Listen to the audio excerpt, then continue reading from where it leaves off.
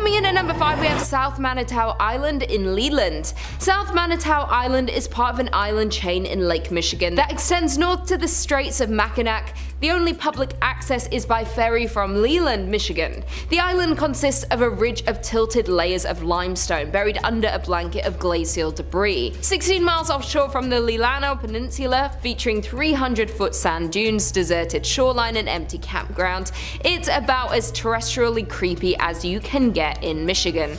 In the 1800s, the island became a popular harbor for ships traversing the newly built Erie Canal into the Great Lakes and on to Chicago. One local legend surrounds a ship full of passengers stricken with cholera stopped at South Manitou, where sailors buried their victims in a mass grave, some of them still alive at the time. Soon after this incident, the first appearance of ghosts and hauntings began. The mass grave is believed to be near the old cemetery just north of the Bay campground. This is also near where the old dock used to be located. Additionally, the passage between mainland Michigan and Manitou is one of the deadliest sections of Lake Michigan. This is due to a sudden weather change, creating a navigational hazard, causing over 50 known shipwrecks. Traffic was quite busy here during the late 1800s, and there were frequent accidents where ships would literally run into each other.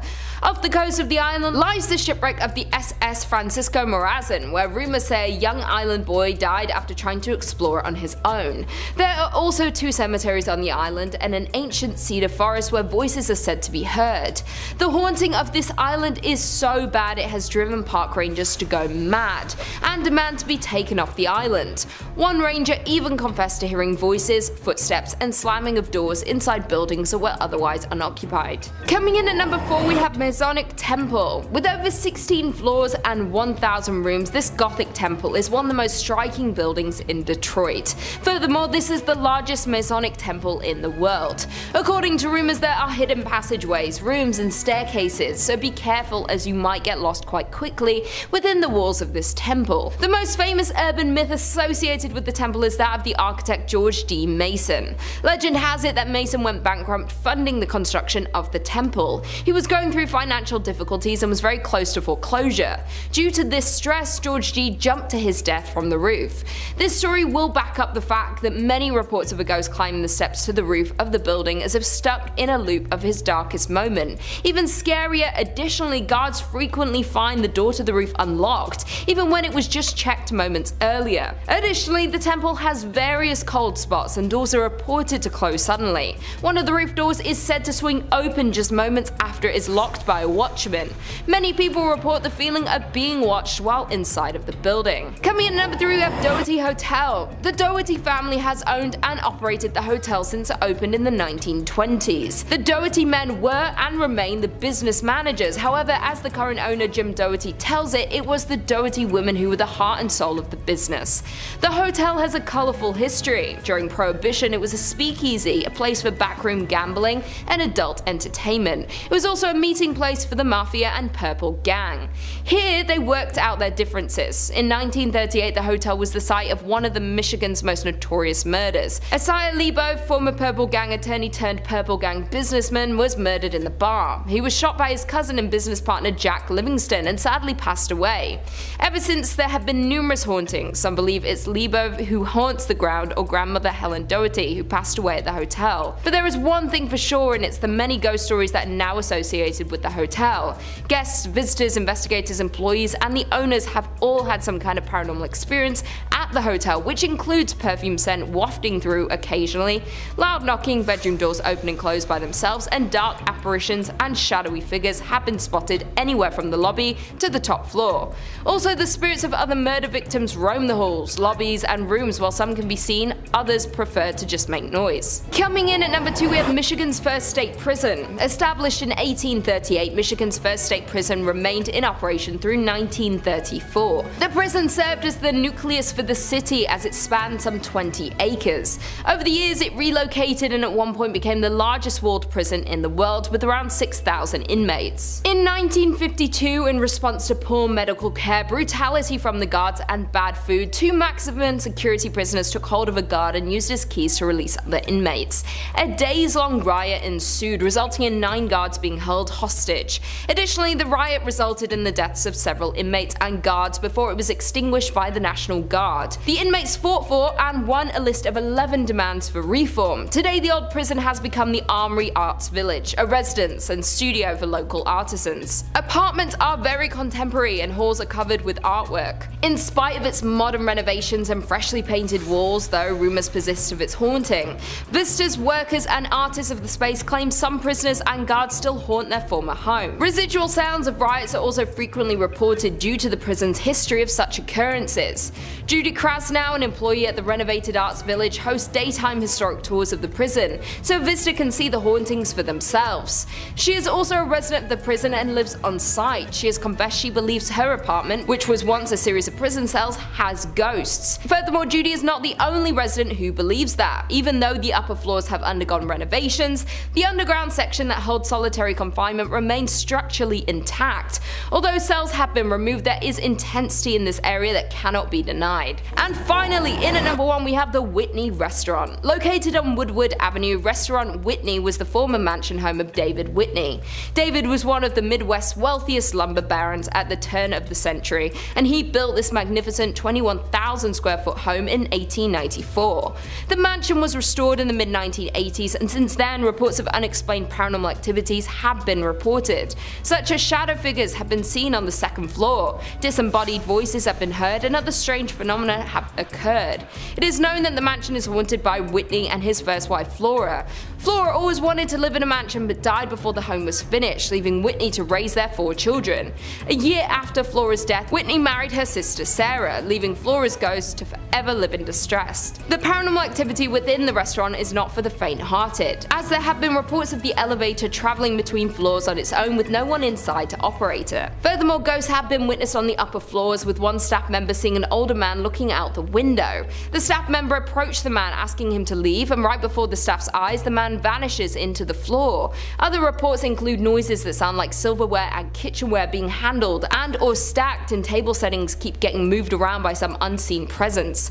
The outhouse is said to be the most haunted part of the property. It was originally built for Whitney's slaves and has been largely untouched for years, mostly due to the fear of paranormal. Inside the outhouse is a dining table that is set for the afternoon tea and has been untouched for as long as anyone can remember.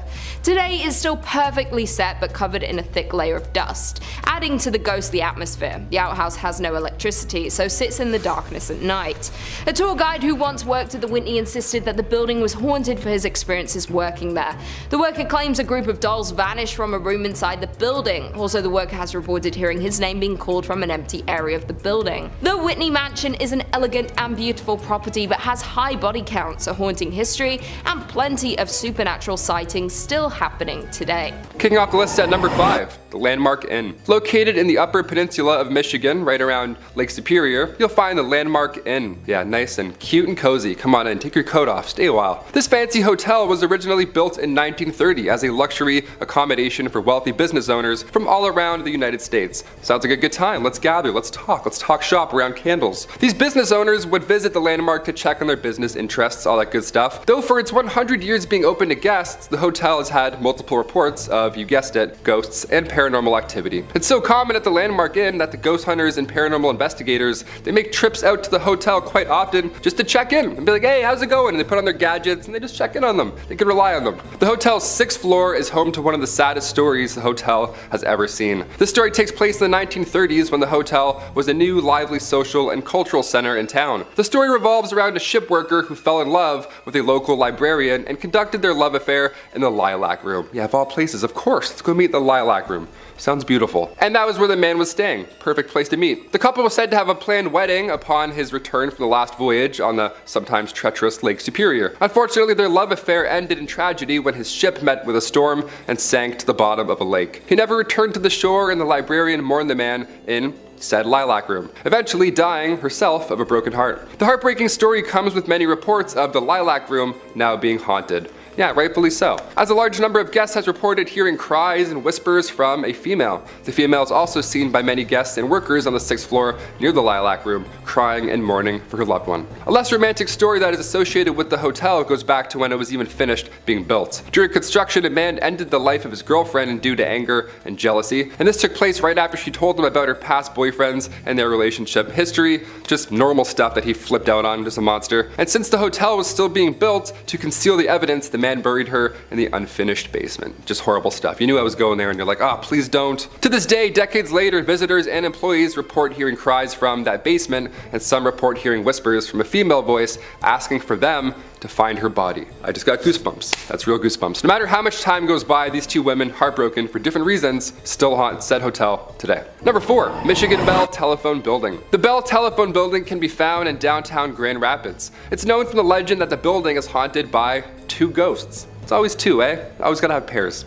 Good things come in pairs, even demons. These spirits have consistently caused chaos throughout the buildings for years in their own unique personal way. We love it. We love a unique ghost. The spirits that haunt the Bell Building are rumored to be Warren and Virginia Randall, a couple who used to reside in the Grand Rapids. Back in 1907, they moved from Detroit and bought the Judd White Mansion in Grand Rapids, which has now been torn down and built into what we now know as the Bell Telephone Building. So a lot of history there already. Over the years of living in this new house, Warren and Virginia's relationship started to crumble as Warren became very strange and paranoid almost, creating hardships in their relationship. In 1908, Virginia became tired of Warren's strange and aggressive behavior, so she decided, I'm out of here, peace. She left him. One night, 3 years after they were separated, Warren convinced Virginia into taking a car ride with him, hoping to get back together, maybe talk it out. The two of them ended up at the Judd White house where their verbal disagreement turned horrible, and Warren sadly took the life of Virginia. Then he proceeded to end his own life in the very same moment. The tragic accident that happened in the Judd White house became public knowledge, and the house was left empty with no one wanting to occupy it. Yeah, more than fair. I'm like, what's rent? Also, what happened? No. The house remained abandoned for 10 years after the accident until they finally just decided to tear the thing down completely. Thus, in 1924, they built the Bell Telephone Building on the ground, which still is in operation today. Yeah, they didn't tear that one down. That one's still going strong. Due to the horrifying scenes that happened on the grounds of the Bell Building, many claim that the spirits of Randall and Virginia still remain, haunting the new building. Some say that ghosts move into the new building and remain there to this day. I mean, I think that's possible. Ghosts like to move. They can go through walls. They can probably relocate. Through the years of operation in the office building, visitors and employees all report being harassed by strange late night calls, which have been traced back to be coming from inside of the building itself. Yeah, inside the house. You guessed it. It's upstairs. That's so scary. Due to this and the strange eerie feelings that the employees feel while they're even working, it's safe to say Randall and Virginia may remain on the grounds. Most likely. They're definitely there. It sounds like they're there. They're for sure there. Number 3, the Henderson Castle. Established in 1895, this castle is a hub for many spirits and paranormal activity. I mean, it's a castle. The original owners, Frank and Mary Henderson, are said to haunt the castle as they passed away back in 1899. Yeah, I wouldn't want to leave either, living or dead. Additionally, other spirits are said to reside in the castle, a young girl and a dog. Yeah, a dog! We've got a dog ghost. How do you deal with that? Ghost barks? That'd be so scary. In 2005, the castle was occupied by Peter Livingstone McNellis and his family. When the family resided in the castle, Livingstone's son, Vincent, before anyone else had ever reported anything strange happening in the house, he said that he saw an apparition of a figure in the Victorian room, originally the changing room for one Mary Henderson. The son said while pointing at a picture of a woman dressed in an old period clothing, some Victorian clothing, that was the woman he saw wearing that same clothing. I would throw up. If someone ever said that, I'd be like, oh, this Victorian painting? And one former innkeeper who stayed at the castle each night told Livingstone on numerous occasions that she also felt a presence coming up and down the staircase, a movement passing her on the stairs when she would walk by. Ugh, these are scary. Top 5 is like, or top 10 is scary fish. This is hard. This is some scary stuff. 9 a.m. I'm already getting spooked. While now the castle is being used for a bed and breakfast, guests have fallen victim to ghosts as well. Yeah, it's not over yet. The Henderson Castle is a very paranormal active ground that many ghost hunters have investigated, and they've confirmed, in fact, that it's haunted by spirits. I trust them. The people that can go into these castles and physically do this, I'm like, yep, I trust your opinion, whatever. He just comes out, he's like, haunted. We're like, thanks, Daryl. This has been confirmed as these ghosts have interacted with many paranormal investigator teams, in addition to guests and employees of the castle. Yeah, they're just harassing everyone. The ghosts seem to be friendly, not evil whatsoever, so that's a good side, I guess, to being haunted by ghosts. They have been known to speak and physically touch guests and employees. They touch them on their back, side, shoulder, always in the back. Never see it coming. It's always in this region. Not only that, but there's also been reports of radios making weird noises or turning on by themselves, even though they're either unplugged or just either turned off. Both bad, both scary. Guests and employees have also reported hearing footsteps upstairs, slamming doors from unexplainable sources, and some ghosts have been wearing the clothes that they wore while they were alive. Clothes that they wore while they died in, probably. As the spirit of Mary Henderson has been reported as many guests at the top of the staircase, wearing her usual getup. Imagine being like a clown, like a jester, and then you die in that, and that's what you look like as a ghost. You're like, what? I was doing a mascot gig. I don't look like a shark forever. Number 2, Allegan Lodge. The old Allegan Elk Lodge was built in 1909 and was used as a psychiatric and TB hospital until its closure in 1948. The lodge was a former hospital that was frequented by mobster Al Capone, and one that many say is haunted by at least 7 different ghosts. Yeah, you thought 2 was bad. Add 5 more. Now we got 7 ghosts. And it's currently on the auction block in Allegan. If you have a lot of money and bravery, there you go. While the structure was originally built by physician John Robinson in 1909, somewhere in the 1920s, it was sold to a doctor from the Chicago area who had allegedly had underworld ties. That's a great doctor. That's just who you want working on your pancreas. Brought pancreas back today. The facility was supposedly frequented by mafia figures such as Al Capone, the Prohibition-era Chicago mob boss, and his men. Yeah, well, they needed medical attention or when they simply needed to get away from Chicago, this is where they'd go. The old Elks Lodge, Al Capone. He's like, oh, it's cozy. They have great soup.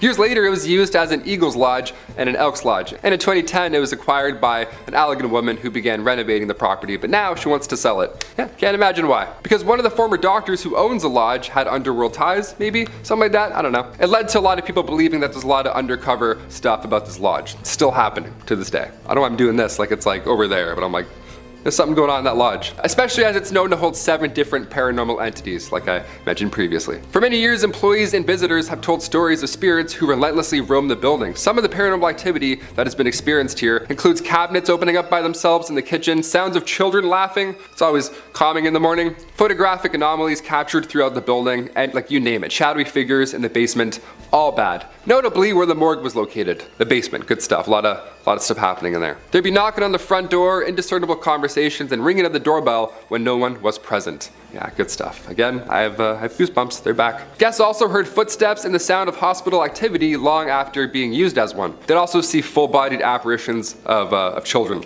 They would just see ghost children. That would be it. I wouldn't have to see any more. I would just see the ghost children and be like, again, see ya. Like that's. And finally, number 1, Pointe Aux Barques Lighthouse. There are plenty of lighthouses in Michigan, and plenty of them are rumored to be haunted, of course, because they're lighthouses and they're creepy, as they normally are. And this one is no exception. Built in 1847, real old, a lot of history with this one. The lighthouse is located on Pointe Aux Barques. As the legend goes, early to mid 1800s, Peter Shook had been Pointe Aux Barques' first lighthouse keeper. He was the OG.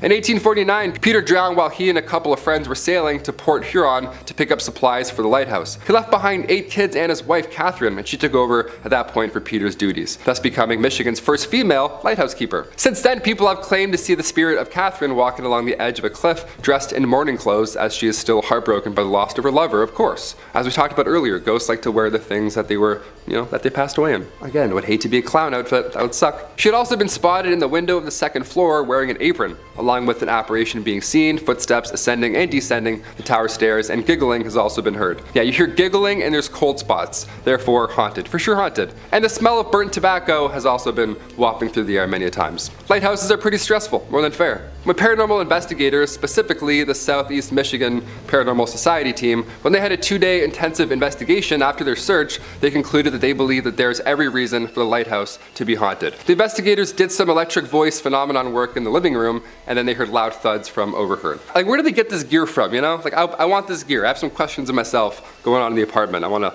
swing it around a bit. A sound of something scraping along the floor as well, and additionally, during their investigation, the rocking chair had moved 2 feet and was still moving. Just love to keep rocking around. We love that. We love haunted rocking chairs. We love unexplainable forces. While they were upstairs, they also reported hearing heavy footsteps from another unknown source. So many ghosts, there's rocking chairs, people moving around, working in the basement. It doesn't sound like the afterlife is a peaceful one, if I'm being honest. Sounds like there's a lot of to do after you die. I'm not really looking forward to it. I thought I could just kind of float around in your paintings, but now it sounds like I'm gonna have to go and wear this. Wear my morning clothes, who knows? And coming in at number 5, we have the Houghton Mansion. Built in the 1890s in North Adams, Massachusetts, for the mayor himself, Albert Charles Houghton. This neoclassical revival-style mansion sits on 172 Church Street. A family man, Albert was the president of Arnold Print Works, a prominent textile factory in North Adams. His wife, Cordelia, daughter Mary, and himself had owned and lived on the property right up until the fatal car accident which took the lives of the family in 1914. On an early summer morning, Albert and his family, accompanied by another family,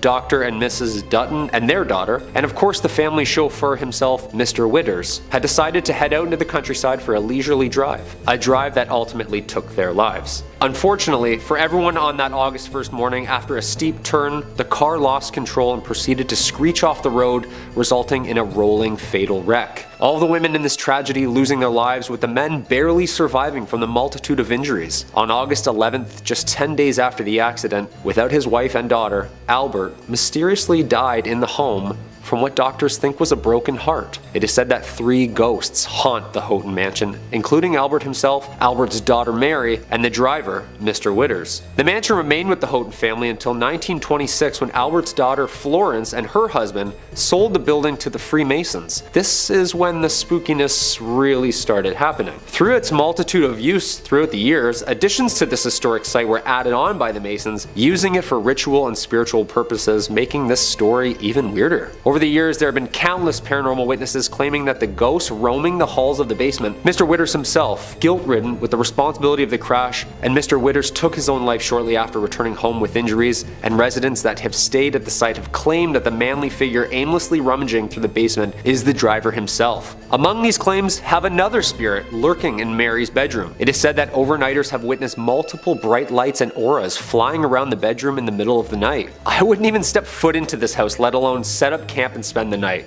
No way. The Houghton Mansion remains a tourist attraction and hotspot for paranormal goers worldwide, and to this day is one of the most haunted and mysterious sites in all of Massachusetts. Number 4.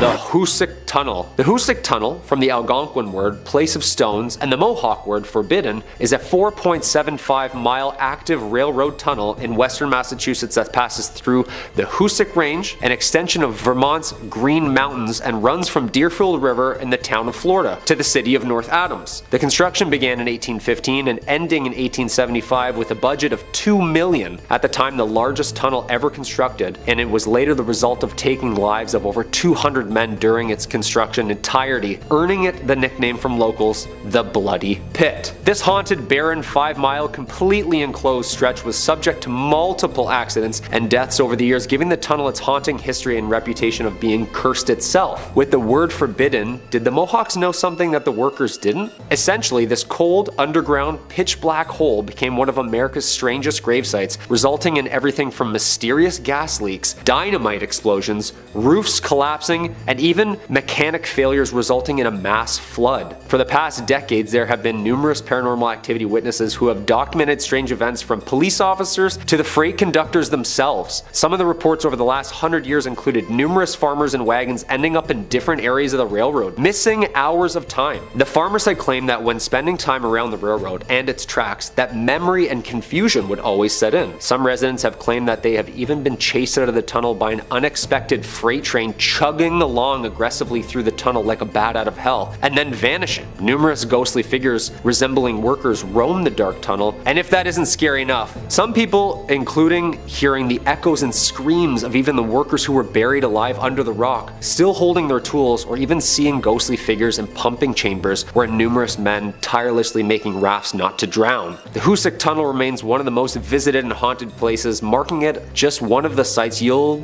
probably never find me at. Just in 2020, the tunnel was yet again subject to a mysterious collapse, resulting in months of repair. Yeah, I say stop fixing it and just let it be. Number 3. The USS Salem. Planes, trains, and automobiles. Well, almost. A big boat. The USS Salem, a heavy cruiser built for World War II in 1945, was originally built for action. Its bold, aggressive architecture was one of the last, as it was more of a bluff to its opponents than actually a hero of war. In May 1949, War Departments handed the Salem's helm to Captain J.C. Daniel himself. The ship was built and updated with what was then the latest military tech and weapons, and it was meant to strike fear in whomever or whatever was in her way. Although the ship wasn't used in any action during World War II, it acted as a flagship, training operation, and main purpose as a threat to the naval enemy. It wasn't until the USS Salem had responded to the 1953 Ionian earthquake, or also known as the Great Kefalonia earthquake, as it hit the southern Ionian islands of Greece on August 12th, devastating the entire area. The USS Salem landed on Greek shores and acted as an improvised hospital and morgue, giving it its famous name, the C Witch. The ship was decommissioned shortly after its rescue and lays in Boston's harbor as a tourist attraction from all of its dark history. Some of the paranormal activities that arise on the ship include the Burning Man, who smells of rank death and can be seen in the mess hall where the bodies have been stored. Another famous apparition on the ship is the ghost girls who lurk the halls of the ship. Little ghostly figures can be seen and felt on the legs of tour goers. Some people claim that the ship is even home to hellhounds, an aggressive pack of ghostly creatures that roam the ship growling and scratching at closed doors. Yeah, the next time my dog scratches at my door, she's going up for adoption, I'm sorry. Number 2, the Lizzie Borden House. This quaint bed and breakfast located at 230 2nd Street is home to one of America's most haunted and mysterious homes. The Lizzie Borden House gets its haunt from an unsolved murder of Lizzie Borden in 1892. One of the most infamous true crime figures known for her murdering of her father and stepmother with several blows to the head with a hatchet. Oof, ouch. Although acquitted, the killings remain unsolved to this day. This case earned notoriety and much that the popular local children's rhyme had been linked to this death. Lizzie Borden took an axe and gave her mother 40 whacks. When she saw what she had done, she gave her father 41. That is horrible. On August 4th, 1892, Lizzie's stepmother of 27 was struck 19 times while her father Andrew was hit 11. Although Lizzie Borden was acquitted and found not guilty, the dark history draws in crowds every night for its nightly tour of the premises. The Lizzie Borden room, the infamous room where all of the murders took place, is the most requested and most popular for paranormal overnighters. And not only can you enjoy a lovely inclusive breakfast to yourself, but the nightly house tour, ghost tour, and ghost hunt attracts fans of horror every night of the year. Yeah, that's terrifying. And there's a jingle to it. I don't like that at all. And coming in at number 1, the Salem Witch Trials. We can't talk about haunted places in Massachusetts if we're not going to bring up the witch trials. And I'm not talking about Sabrina the Teenage Witches, or anything of cute of that nature. These famously documented witch trials need no introduction, and unfortunately lays way to one of the most horrific events based in truth. The site of mass hysteria and hangings of supposed witches took place here and occurred in colonial Massachusetts between 1692 and 1693. More than 200 people were accused of practicing witchcraft, or better known back then as the devil's magic, and 20 were ultimately executed. Eventually, the colony admitted the trials were a mistake and compensated the families of those convicted. Okay, yeah, sorry. I just thought when you sneezed, you didn't say bless you, so I already don't like you, so I figured you were a witch. I'm really sorry. Since then, the story of the trials has become famous in paranoia and injustice, and it continues to baffle researchers to this day. We all know the famous play written by American playwright Arthur Miller in 1953, The Crucible, depicting the mass hysteria and drama during these trials. This was the perfect time if you didn't like someone that a strategic and untimely sinister accusation led to the demise of thy neighbor. I saw Sarah Good with the devil. I saw Goody Osborne with the devil. Who else don't I like? I saw Bridget Bishop with the devil. Abigail. End of Act 1. Since the start of the trials and hysteria in North America, other European countries shortly followed with their own mass witch hunts, resulting in somewhere between 40,000 and 60,000 tried and executed for witchcraft. That's a lot of broomsticks. The Salem Witch Trials of Salem, Massachusetts is still one of the world's biggest hotspots for mystery and paranormal story. Number 5, Hockomock Swamp. Already sounds pretty scary in itself. Something about swamps, you know what I mean? During the 17th century, the Hockomock Swamp was used as a fortress by the Wampanoag people, the predominant band of natives in the area, against invasion by the early British settlers. It played a landscape role in King Philip's War as a strategic base of which to launch assaults with nearby English settlements. During the 18th and 19th centuries, settlers deemed the swamp to be useless, barren land, and it didn't really do much besides sit there and just kind of take up space. They attempted to drain it and convert it into a profitable farmland, however, nothing really grew.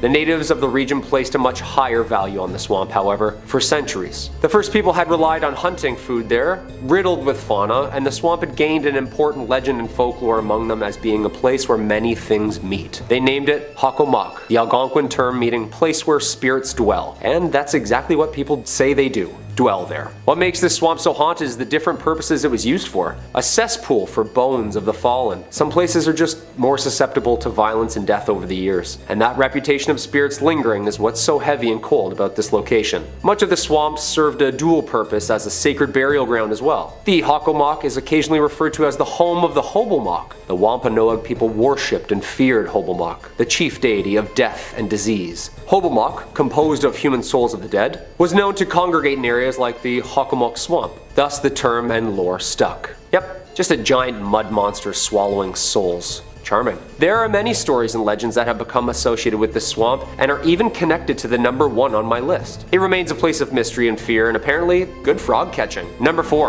Lowell Cemetery. Lowell Cemetery is a cemetery located in Lowell, Massachusetts. Founded in 1841 and located on the banks of the Concord River, the cemetery is one of the oldest garden cemeteries in the country, making it a perfect place for violence and an eternity of soul searching. Many of Lowell's wealthy industrialists are buried here under lavish Victorian tombstones. Visitors have claimed that this is one of Massachusetts' most haunted cemeteries. What makes a haunted cemetery more haunted than another haunted cemetery, you know? Is there like a competition or like a quota or something? Just gotta keep the numbers up. What is it? I feel like every local claims their cemetery is the oldest and most haunted, and this brings me to our fair maiden here, the mysterious witch, Bonnie. A popular meeting place amongst the local teens at night for some scares and some screams, the statue of a woman with her arms outstretched on a rectangular tomb, her hands clutching a veil that falls down behind her body as though it were a cloak caught in the wind. Her eyes lay cold, staring at the heavens. Under her left eye, a black tear. Paranormal researchers have claimed that the statue holds more of an electromagnetic current, and strange things can be seen in front and around the statue, making it seem like it's moving from time to time.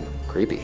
There is local lore that if you leave a coin or ribbon on the statue, then you'll get good luck, and in return, if you steal or take the items from the statue, the haunting whispers of bad karma will follow. Although research shows that this gravesite holds no actual sinister history, the ghostly sightings surrounding it are a hotspot within the cemetery. I bet at night under the moonlight this woman could be very terrifying. Number 3. Boston Common. Most common fact about the Common, one of the most haunted places in Boston. That rhymed really weird, didn't it? If you're out for a walk and feel the need to brush up on your American history, then you can be sure to either see the ladies by the trees or the patriot men rushing the battlefront. Well, what's left behind from them at least. The Boston Common had a multi-purpose identity through the centuries. Originally as a farm and then trading grounds for the British and American military, the Common was used as a camp during the American Revolutionary War. 20 minutes to load these old muskets and a lot of people dying. It was also used for public hangings up until 1817, most of which were from the large oaks, which were eventually all replaced with gallows in 1769. These grounds held weight during the witch trials and made a perfect open concept park that a spectacle could be enjoyed at. These people were sick. This place has seen its fair share of violence. The 350-year-old park is full of graves, ghosts, and gallows. It's almost impossible to know just how many bodies lay underneath the park, like a cesspool of unmarked graves from many different eras. Most buried here were low class, sick, or died in battle. Oh, and of course were hanged in front of the public. This place is home to many dark shadows, cold spots, and the occasional smell of gunpowder. Next time you're in Boston, swing by one of America's oldest and fullest cemeteries and see if you can see anything for yourself. Number 2. The Danvers State Hospital. The Danvers State Hospital, or also known as the Danvers State Insane Asylum, was a psychiatric hospital located in Danvers, Massachusetts. It was built in 1874 and opened in 1878 on the isolated site in rural Massachusetts, which, fun fact, the judge who preceded the Salem witch trials lived on. That's bad karma already, isn't it? Despite being included in the National Registry for Historical Places in 1984, the majority of the building was demolished in 2007. At a cost of $1.5 million at the time, the hospital originally consisted of 2 main center buildings with housing for the administration, with 4 radiating wings on each side. The outermost wards were reserved for the most hostile patients. This was a prominent location where medications were being tested by the government, and the favored lobotomy was being fleshed out. When shock therapy failed to control the population, lobotomies started, and in 1939 the population of the hospital swelled to almost over 2,400 patients. A total of 278 people died at the hospital that same year. Neurology experts often call Danvers the birthplace of the prefrontal lobotomy. Ouch. Visitors to the hospital during these years reported lobotomy patients wandering around staring blankly at nothing, unaware of who they were or what they were doing. Large budget cuts in the 60s played a major role in the progression of closing the Danvers State Hospital, and with nicknames like Hell Hill Hospital and Lunatic Asylum, the hospital began slowly closing its facilities by 1985. The original hospital wards were closed and abandoned soon after. During the 80s, reports began to filter out of the hospital about missing teenage patients. The stories of ghostly figures and shadows in the windows were thriving. Are the ghosts of the lobotomized patients still aimlessly walking the realms of this now demolished hospital? What do you think? And number 1, the Bridgewater Triangle. Just a couple miles south of Boston is one of the most interesting and bizarre places in Massachusetts. I chose this as the number 1 spot due to not only the paranormal ghostly figures that have been seen across the vast plains, but 200 miles of connected weird events that will definitely catch our attention. It's named from the triangle shape. The paranormal events and phenomenon that occurs within these mapped lines includes as many as orbs, UFOs, Bigfoots, fairies, skinwalkers, alien hybrids, you name it, it's there. Well, possibly there. The towns of Raynham, Brockton, Norton, and Taunton are all subject to a universal head scratcher. In the 70s, there of course was a surge of UFO witnesses, at the same time several Bigfoot. Huh, that's interesting. Massachusetts just keeps getting stranger and stranger, doesn't it? Huge humanoid creatures, motherships, and landed UFOs have also been spotted and reported within this 200 square foot mile radius. Do you think this place is like a Skinwalker Ranch type of place? Maybe some motherships are trying to just reconnect with the Wi-Fi upstairs? I don't know. Whatever it is, the Bridgewater Triangle has been home to numerous documentaries and folklore and attracts spooky goers each year with its variety of paranormal activity. Number 5 on this list is the Seelbach Hotel. Seelbach Hotel is located in the heart of Louisville and has been there for quite some time. Virginia Travel Tips says, in 1905, the Seelbach Hotel in Louisville opened its doors. For more than a century, this exquisite historic hotel has functioned as one of Kentucky's most important historical landmarks. The hotel, on the other hand, is notorious for its ghostly activity. Patricia Wilson, the Lady in Blue, is one of the hotel's most famous sightings. She was a woman who had recently divorced her spouse and intended to meet him later at Seelbach to try and work out their differences. Unfortunately, her husband died in a car accident and never showed up. She was devastated by the loss and she died not long after that. As a result, guests notice a woman in a blue outfit strolling around the hotel. Other ghosts have been reported at the hotel, and they include a woman dressed in old, worn-out clothing who was approached by a staff member attempting to communicate with her, but then she disappeared. Most of the encounters with this woman have been tame, but there have been some that have gotten quite aggressive. Some teenagers were apparently making fun of her or doing something that they shouldn't have been doing, and she responded by literally clawing and scratching at one of them, leaving horrible marks behind. The victim also said that it felt as if she crawled into his brain and told him horrible secrets about himself that he'll never be able to forget. A hotel like this is supposed to be nice and relaxing, but based on what I've read, I don't know if that's going to be the experience you get at Seelbach. Number 4 on this list is the Talbott Tavern. Really too bad that this place is haunted, because it would have been a pretty nice spot to get a brew if it wasn't. Virginia Travel Tips says, built in 1778, the Talbott Tavern is located in Bardstown, Kentucky. Currently, the Haunted Kentucky Tavern serves as both a restaurant and a 5-room B&B, and it's known for being haunted. A former accountant recalls coming across a man in a long coat strolling across the top floor. He then turned to face her and began laughing uncontrollably. Another famous hotel resident was the Lady in White, who forced a couple to flee the hotel in the middle of the night since she was hovering over them while sleeping. Many workers and visitors to the residence have related accounts such as orbs floating around the rooms, flashes of lights without cameras being seen, objects moving on their own, and doors opening and closing when no one's in the building. I, for one, am not trying to wake up to a ghost just hovering over me, guys.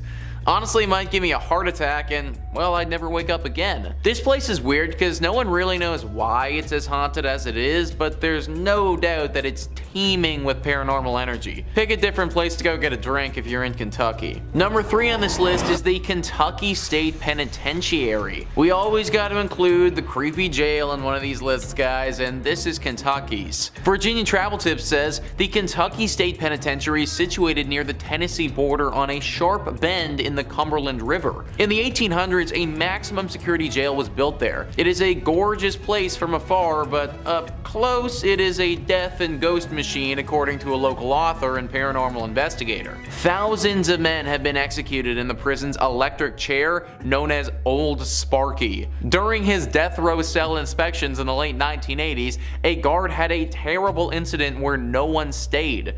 He was greeted by a prisoner who was reading the Bible. When he returned to his office, he asked about the prisoner's meal, only to discover that no one was in that cell. When he returned to the cell, he discovered that it was empty except for a small Bible on the floor. Yeah, kinda weird. More strange occurrences were recorded around the institution, with many reporting seeing a reflection of an inmate who attempted to shock them. Okay, so honestly guys, I want to take this as seriously as possible, but Old Sparky? Like, imagine dying in a thing called Old Sparky. Like, I think it's meant to electrocute people, but why does the killing chair sound so cute? Kinda sounds like something that you name your dog, not a murder weapon. Anyways, Old Sparky has certainly done its job though, and now the place is super haunted. Most of the prisons we talk about on this channel you can go visit if you like, because they're all typically abandoned. That's not the case with this one though.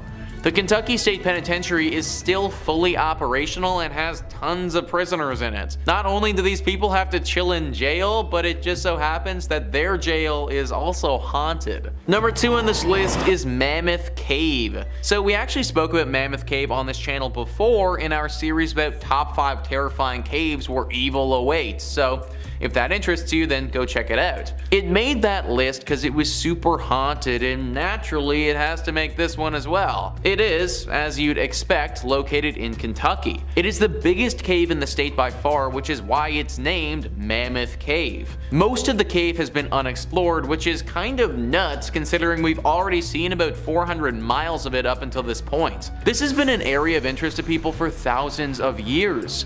Back 4,000 years ago, it's believed that people used this cave to bury their dead. This was the first encounter this cavern saw of death, but it definitely wasn't the last. After the War of 1812, these caves were sold off and used as a place to mine salt. The workers of these mines were slaves and oftentimes were worked to death down there. After the salt had been mined, this place functioned as a spot for sick tuberculosis victims to go. Obviously, this created more death in this place and just contributed to what is a very haunted area now. Today, we get an array of ghostly apparitions popping up to people. Ghosts from all the way back 4,000 years ago have been seen, still lingering and clinging on to this cavern. People have seen the visions of slaves calling out for help and ghosts of sickly individuals as well. H.P. Lovecraft, one of the most famous fantasy horror writers, was inspired by this cave. Anything that inspired that guy is probably a spot that you want to avoid. And finally, number 1 on this list is Nada Tunnel. What is it about tunnels that's just so creepy? It feels like there are a few locations in the world that seem to attract paranormal activity, and tunnels are definitely right up there. Virginia Travel Tips says Nada Tunnel, also known as the Gateway to Red River Gorge, is located in Powell County, Kentucky. Works of a 1-lane tunnel on a 2-way road began in 1910 and concluded in 1911. Drills and dynamite were used to rip through the limestone rock during construction, and one worker died while attempting to dissolve a stick of frozen dynamite by placing it next to the fire, which, resulted in the dynamite exploding. As a result, the man's spirit is claimed to haunt the Kentucky Tunnel. Others allege that the location is haunted as a result of a climber who died in this region. These incidents are linked to the mythology of a green orb appearing in front of the tunnel. If you plan to enter the tunnel, keep in mind that it only fits one automobile at a time, therefore check for other car headlights before proceeding. This is one of the coolest haunted places in Kentucky for the sake of it being engulfed in nature. So it may look really cool, but the haunted nature of this spot makes me think that it should be avoided. Man, imagine literally getting blown up by a stick of dynamite. Like, that might actually be the worst. Granted, my dude did stick the dynamite literally right next to a fire, so I feel like he might have brought this one on himself a little bit. I'm not really sure how the climber would have died in this tunnel, but you gotta imagine that he screwed up if he was climbing in a tunnel. Either way, the spot is definitely riddled with these these spirits and they manifest themselves as this glowing green orb. Now, there haven't been too many reports of this thing being super dangerous, but it is definitely creepy to say the least. Locals don't really travel down this pathway for fear of the orb and what it could potentially do to them. Also, on a total side note, I just want to bring up the fact that this is a one-way tunnel on a 2-lane road. Like, how dangerous is that, guys? What if it's foggy or something and I can't see all the way down the tunnel to the other car? That is literally the dumbest road design I have ever heard of. Maybe the legend was just created by the locals because they know how dangerous this freaking tunnel is. Regardless of what it is, I recommend staying away. In at number 5 we have Eldridge Hotel. The Eldridge Hotel is a historic building located in downtown Lawrence, Kansas. The building is named after Sheila Eldridge, who was a prominent anti-slavery individual who lived here in the 1800s. The building became an apartment complex in the 1970s, but there was a strong desire by the city to see it open as a hotel, and a group of investors contributed, as well as the city of Lawrence, into industrial revenue bonds to make this dream a reality. In the later 1980s, it opened as a hotel. A popular story has circulated about the hauntings in this hotel, with the locals, employees, and guests that the ghost is that of Sheila Eldridge, who haunts the halls to this day. Many claim that because the Eldridge house's original cornerstone is located in room 506, and his spirit will manifest in that room and also roam around the building. People who have stayed in this room have claimed to witness breath marks on recently cleaned mirrors, doors opening and shutting on their own, and lights turning on and off by themselves. Others claim that the hotel's elevator is also haunted by a different spirit, who is known to open and shut the elevator doors on the 5th floor. The 5th floor is said to contain a portal to the spirit world. A popular photograph was taken during the 1980s that clearly shows a ghost-like figure in the building's elevator. Many other photographers have mentioned having unexplained technical difficulties with their cameras when near the elevator. The story of the hotel and the hauntings of Eldridge was the inspiration for the movie The Demon's Shadow, and the hotel was featured in the series My Ghost Story and has been depicted in many writings. Many believe the rich history has resulted in the amount of paranormal activity. In at number 4, Midland Railroad Hotel. The Midland Railroad Hotel is known for serving the largest steak around, and if you can finish all of it, you get it for free.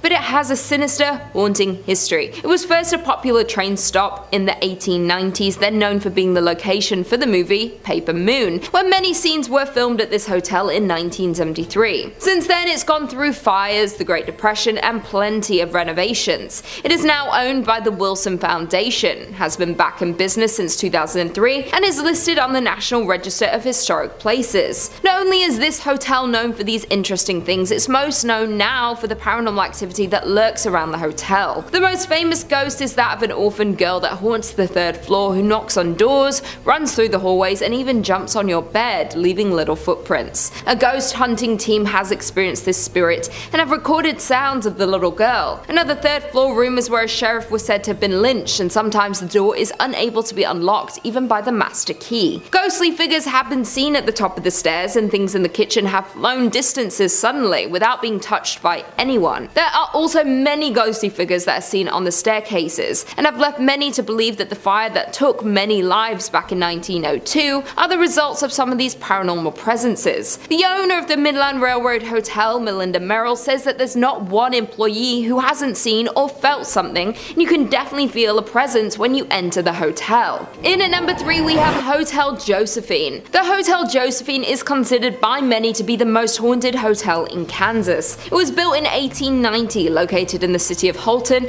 and is the oldest consecutive operating hotel west of the Mississippi River. The history of the hotel is rich but also very haunted. The hotel was built by A.D. Walker and was named after his daughter Josephine. When it was built, she was only 4 months old, and she attended the local elementary school and graduated Kansas University. Her graduation photo is hung in the front parlor, above the antique piano, and according to the current hotel manager, Tracer Fox, her spirit is just one that is wandering the hotel. Tracer Fox has expressed his belief in the spirits when he first stayed at the hotel. He was woken up suddenly at 3:30 a.m. and his bed was moving. He figured there was an earthquake, but when nothing in the news confirmed it, he knew it was a spirit. His mother came and stayed in a room across from him and experienced the exact same thing he did with no explanation for it. They had been skeptics before these happenings, siblings, but they are both now firm believers. Other guests staying at the hotel have similar stories, as well as experiencing hearing strange sounds, laughter, footsteps, and seeing shadows. It has been expressed that spirits can be found on each floor. One of the most haunted rooms in the hotel is the Buffalo Room, where shadows are often seen and photographed in the mirrors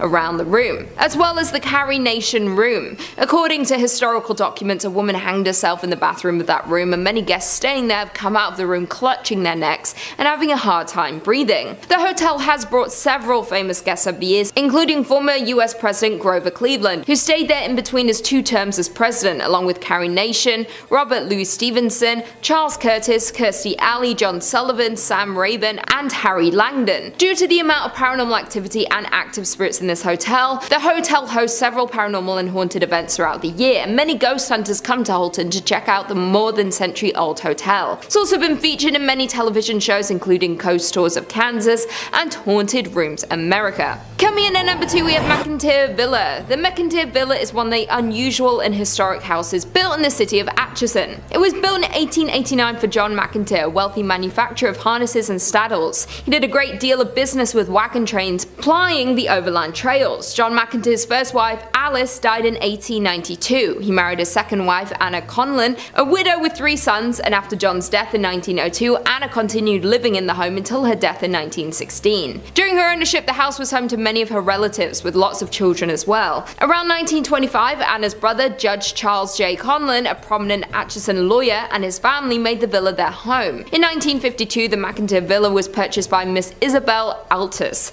a retired professional violinist and eccentric. She lacked the financial resources to be able to restore the home, and shortly before her death, she sold the home to George Gerardi in 1969, who started to rehabilitate the old estate. Many people, past and present, who have lived in and visited the home have experienced many paranormal experiences. There have been figures being seen in windows when no one is home, lights turning on and off in the tower which doesn't have electricity, a speaker getting thrown off the counter, and boxes mysteriously moving on their own. Sounds of slamming doors throughout the night, footsteps walking down the hallway on the 2nd floor throughout the night, the feeling of being watched, drastic temperature changes, voices, the scent of a woman's perfume, and the hunt of cigarettes. The number of encounters and confirmed hauntings seen and heard around this home is crazy, and it's considered to be one of the most active paranormal homes in all of the US. The amount of activity in this home makes it a hub for investigators, mediums, psychics, and ghost hunters. They offer ghost tours of the home, and you can stay overnight to try and encounter these spirits. And finally, in at number 1, we have Sallie House. The Sallie House is said to be the most haunted place in Kansas. This home was built in the turn of the century and is located in the city of Atchison. After being built, the home was bought by the Atchison physician who worked from his home. The front served as an office space and examination rooms, and the upstairs is where the doctor and his family lived. One day, a frantic mother arrived at the home carrying her young daughter Sallie. The child had collapsed from severe abdominal pain. The doctor diagnosed appendicitis, but there was no time to delay surgery. Sallie unfortunately passed away on the operating table.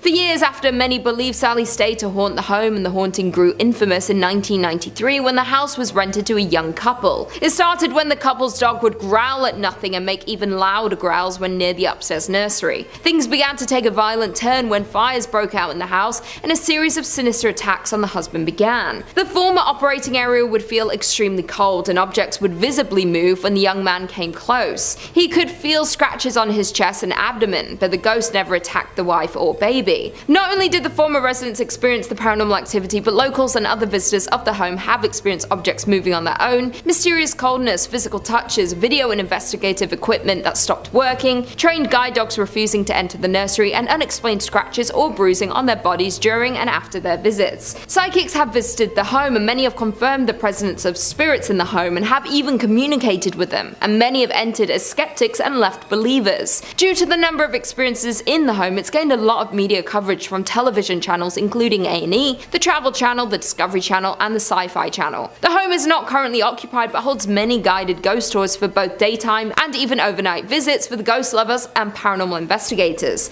Beware though, because a waiver is required due to the potential for personal injury, but no serious injuries have been reported since the last tenant in 1993. In at number 5 we have Whispers Estate. The Whispers Estate was built around 1894, and between 1899 and 1901 is when Dr. George and Sarah White moved in. George was a successful physician and ran his practice from their home. The two adopted many orphaned children, and unfortunately several passed away in the house over the years. Some of the children they took in were troubled. Many of them passed away in the bedrooms and other areas of the home, and even some of Dr. White's patients have been said to have also passed while in the home.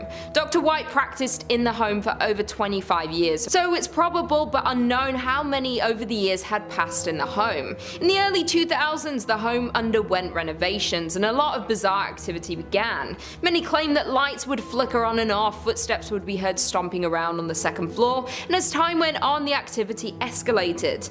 To this day, people reserve time to come and experience all this paranormal activity, and are encouraged to write down any experiences they had while in the home, and these accounts are posted to the Whispers Estates official Facebook page. You can go through the page and find creepy photos people have taken that show demonic figures, ghost-like creatures, and even orbs. It's also pretty common for the guests to be scratched up by unseen fingernails or touched by an unseen hand. The estate earned the Whispers moniker after the numerous guests that experienced somebody whispering in their ear, somebody they couldn't see. Due to the amount of people who have passed at the home in its early days, it's like there are a number of different spirits that haunt the estate to this day. The Whispers Estate is known as the 4th most haunted house in the United States, but many who have visited believe it to be the most haunted house in the entire country. In at number 4 we have Rhodes Hotel.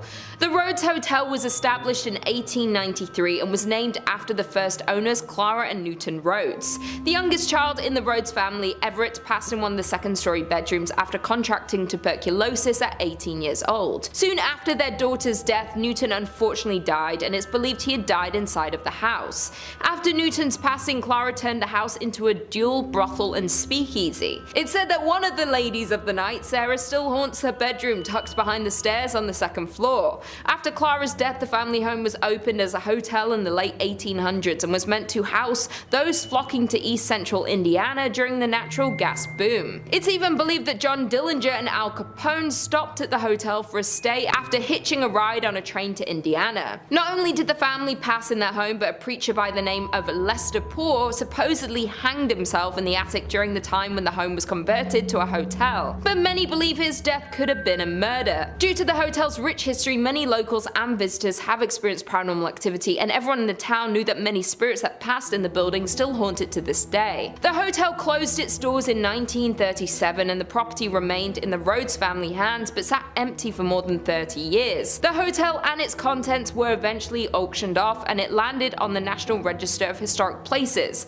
and the hotel saw 3 owners before the Haleys took it over for restoration. The Rhodes Hotel was purchased by Clint and Linda Haley in 1995, and they heard rumors about the haunting of the hotel, but this didn't faze them. They were more worried about the work they'd have to do to restore the home. The Haleys claim that they didn't encounter any paranormal activity, but many find that hard to believe. The hotel was up for sale again in 2017 when a man by the name of Couch took it over for his charity.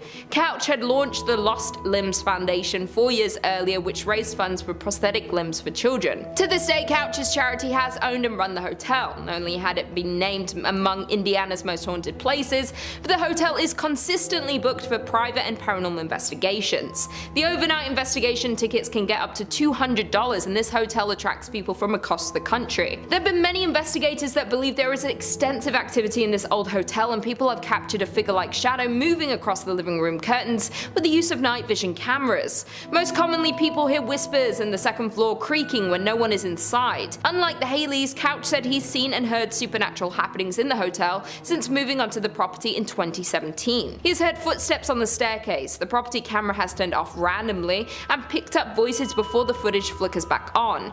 Once, while hosting an investigation, Couch said he witnessed one of many Victorian dolls left behind from a previous owner jump off of its chair. In at number 3 we have Avon Bridge. The Avon Bridge is known to be haunted by almost every local living in the area. It is a massive trip-arch railroad trestle spinning a rural road over White Lick Creek. The bridge is a fascinating landmark in Hendricks County with lots of legends and history surrounding it, some more sinister than others. There are a few historical facts about the bridge that we do know. It was built in 1906 off County Road 625, was designed by W.M. Dunn, and is still used today. Many haunted stories surround this bridge and the area surrounding it. One story claims that a mother had been walking on the tracks and fell to her death death. The mother's wailing could be heard when you drive under the bridge. It's common for many locals to honk when driving under the bridge in an effort to muffle her screams. Another story is that a drunk rail worker slipped during construction and was buried alive in the wet cement. The tale is that when a train goes over the bridge, people claim to still hear his moaning. Many locals say that if you go near the bridge at night, you will hear moaning and can see a ghostly figure of a ghost, or even 2 or 3 at a time. If you're traveling near the bridge on a hot summer day, you may be witness to the ghost tears streaming down the concrete.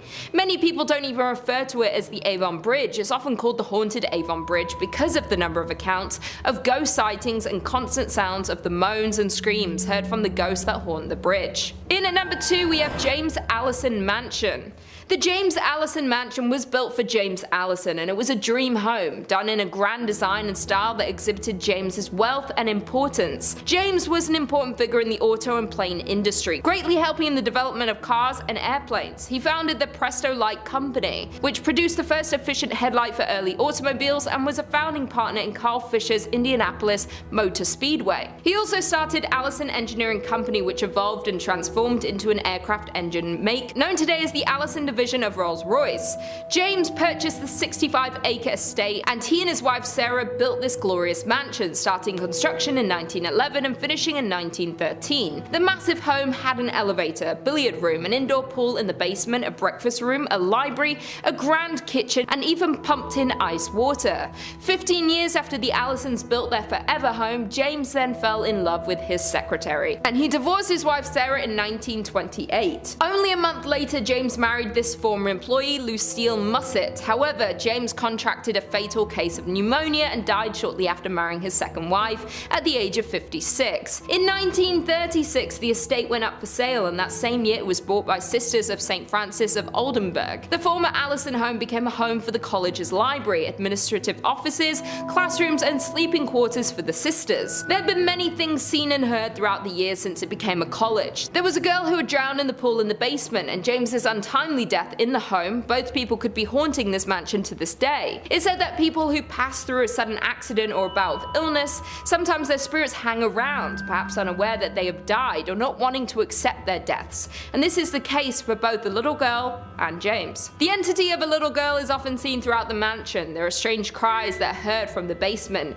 in the attic, and objects seem to move by themselves and can completely disappear. There is another entity seen and could possibly be more than one, and they like to take keys and objects and move them to odd places. The library in particular is often completely rearranged, like the books and furniture. And finally, in at number 1 we have French Lick Springs Hotel. Nestled in the small resort town of French Lick sits the massive French Lick Springs Hotel. This legendary hotel was constructed in 1845 and is a crown jewel of the southern Indiana town, but there's more to this resort than meets the eye. This Indiana hotel is known to be one of the most haunted places in the state. Thomas Taggart was a mayor at the time and purchased the hotel in 1888. After purchasing the hotel, he added luxurious furnishings, marble floors, and built 2 championship golf courses. During this time, Taggart became the Democratic National Chairman, and the hotel became the unofficial headquarters of the Democratic National Party. In 1931, Franklin Roosevelt visited the hotel because of its Democratic standing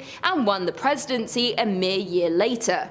Over the years, the hotel and the work Taggart put into it made it one of the most prominent hotels in the area, and even ran the West Baden Springs Hotel out of the business. Unfortunately, in 1916, Taggart passed away, but according to local legend, his spirit has never left the building.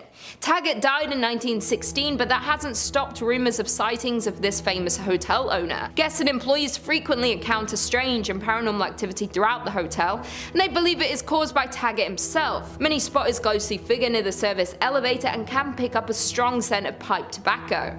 Others claim they witnessed his spirit riding down the hallway on a horse and making noise inside the ballroom. Some hear noises and others encounter his ghost, though usually both don't occur at the same time. Not only is Taggart's ghost living in the hotel, but there are also rumors of a former bellhop that lingers around the hotel. Many believe that he was a current employee until they saw old photos of him hanging on the wall, or were told no bellhops were on duty when people had encountered him. Employees and guests say that it's pretty hard not to encounter some sort of activity when you're in the hotel, and due to the vast amount of paranormal sightings are why it's considered by many to be the most haunted place in Indiana and one of the most haunted places in all of the United States. Number 5 on this list is the Pali Highway. This highway is super unique in how it's haunted and honestly really really interesting. Quoting Only in Your State, they write, "Nowhere is there a higher concentration of varied ghost stories than along Ohio's beautiful and haunted Pali Highway. From ancient Hawaiian legends to major battle sites, the highway meanders through the Kewalo Mountains between Honolulu and the Windward Coast, and it's one of the most ghastly places in all of Hawaii. It's said that Pele and the demigod Kamapua, a half-man, half-pig, had a bad breakup and agreed to never see each other again. Legend has it that you cannot take pork over the Pali Highway because it means that you're symbolically taking Kamapua from one side of the island to the other. If you try to bring pork across, your car will stop at some point along the journey and an old woman with a dog will appear. To continue along your way, you must feed the pork to the dog." Alright, so first, Hawaii is freaking awesome.